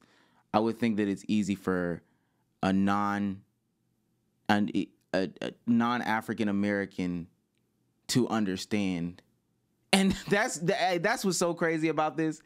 Agents. That's why that shit is so nasty. But I've had these conversations with Agent and Waleed for a minute before I just bowed out of it about race and stuff like that. It's nasty to hear the start of the conversation about race and how race would play a factor into this by a non-African American, followed by the word nigga, right?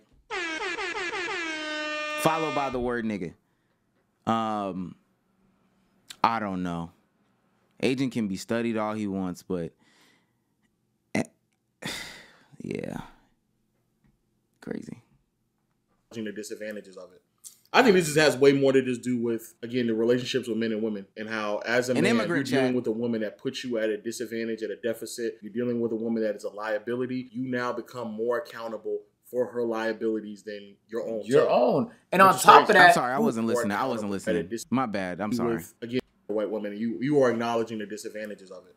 I think this just has way more to just do with, again, the relationships with men and women, and how, as a man, you're dealing with a woman that puts you at a disadvantage, at a deficit. You're dealing with a woman that is a liability. You now become more accountable for her liabilities than your own. And on top of that, what's stopping men from seeing this situation and being like, why would I call the police to help in the first place? Yeah. He went to his own loft, found her passed out drunk with blood, and called the police, which is what you would do if you cared about the person that was on the fucking ground. He wasn't thinking about what the implications might be for him. And then this is the result. Which, again, I want to be clear to the people out there who think that he's this aggressive bopper. It's not consistent with the type of character that they try to outline. How is it possible that this man, for maybe a few instances prior, was so aware of like making sure that no one knew that he was bobbing her, to the point where he didn't even want her to go to the... Somebody asked in the chat, can you explain... Yeah, this is the new video. Can you explain why Agent is disgusting? I think... And not saying that this is a blanketed statement, but it just seems to remain true. I think that Agent has lived in America for 4 years or so, 4 or 5 years or so. I could truly go back into my Snapchat logs and figure out when Agent and Waleed moved to America from Canada. I think that they have moved here not too long ago. I think that it would be not very true to say that he understands the complex race dynamics of African Americans and white Americans even till this day. 2018 is what Dre is saying. Now, mind you, I think he is still a minority in this country. I think he is still black in this country. I think he still has some things that may help him from his lens understand it. However, I think that there are stark differences, and I think that there are stark differences between a African man who's Canadian moving down here with the wealth that he has, in the conversations of the dynamic that the dynamic of race and how race plays in these situations.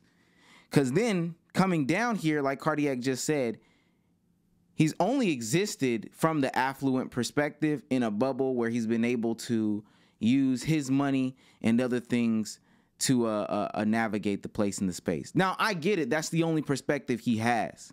So I would never, ever even expect him to have that conversation in a different way.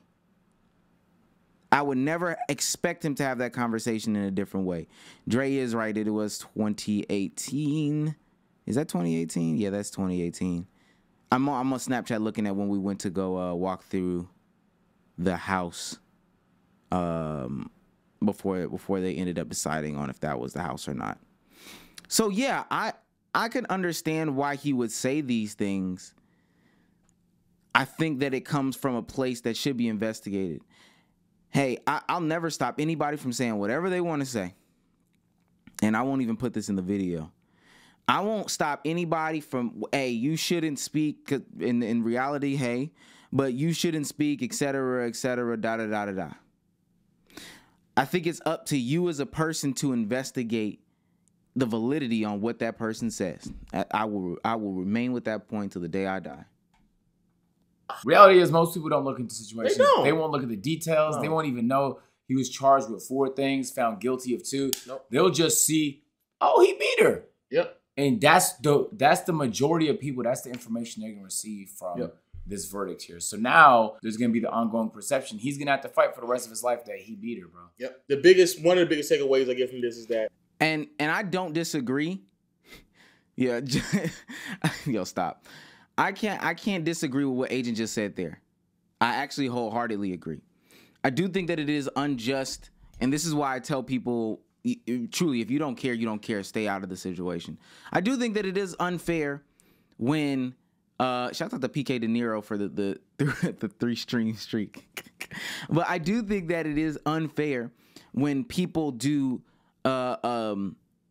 address these people for the rest of their lives as to what these things are without taking everything into consideration and context. People have biases, right? People have biases. Agent himself does have a bias. Lowe himself does have a bias. Everybody doesn't look into things though. I think it is messed up when, you know, you end up on the registry, you have to answer that question, and and y'all know what registry that I'm talking about, the one that has to do with kids. When you end up on that registry for peeing in a park, and you have to deal with that for an extended period of time. Although all situations aren't created equal, the way that they have it verbiage-wise is that just that. And mind you, people don't do their due diligence when it comes to investigating the situation and looking forward to understand the whole scope of the situation. But that's what I'm essentially referring to when I say, hey, we all don't, because none of this stuff really matters. And I think in more serious situations, you should definitely go back and do your due diligence as a content creator. Hell, fuck it, it can be a 10 out of 10. As a content creator, you should go back and you should go ahead and put out more videos and stuff like that. You should. As a regular person, I don't expect the regular person to do it. I really don't expect the regular person to do it. I really don't. It just won't happen. But I think as a content creator, you should go back, do your due diligence, and say, hey, this thing happened, this new evidence happened, and this is now our new formulated opinions. I wouldn't even be mad if they came out with a new video that talked about the driver's testimony and affidavit. But if you truly care about these things in the manner that you say you do, with all this divisive commentary, content, or whatever, then you should honestly continue to go back and investigate. Continue to go back and put out content.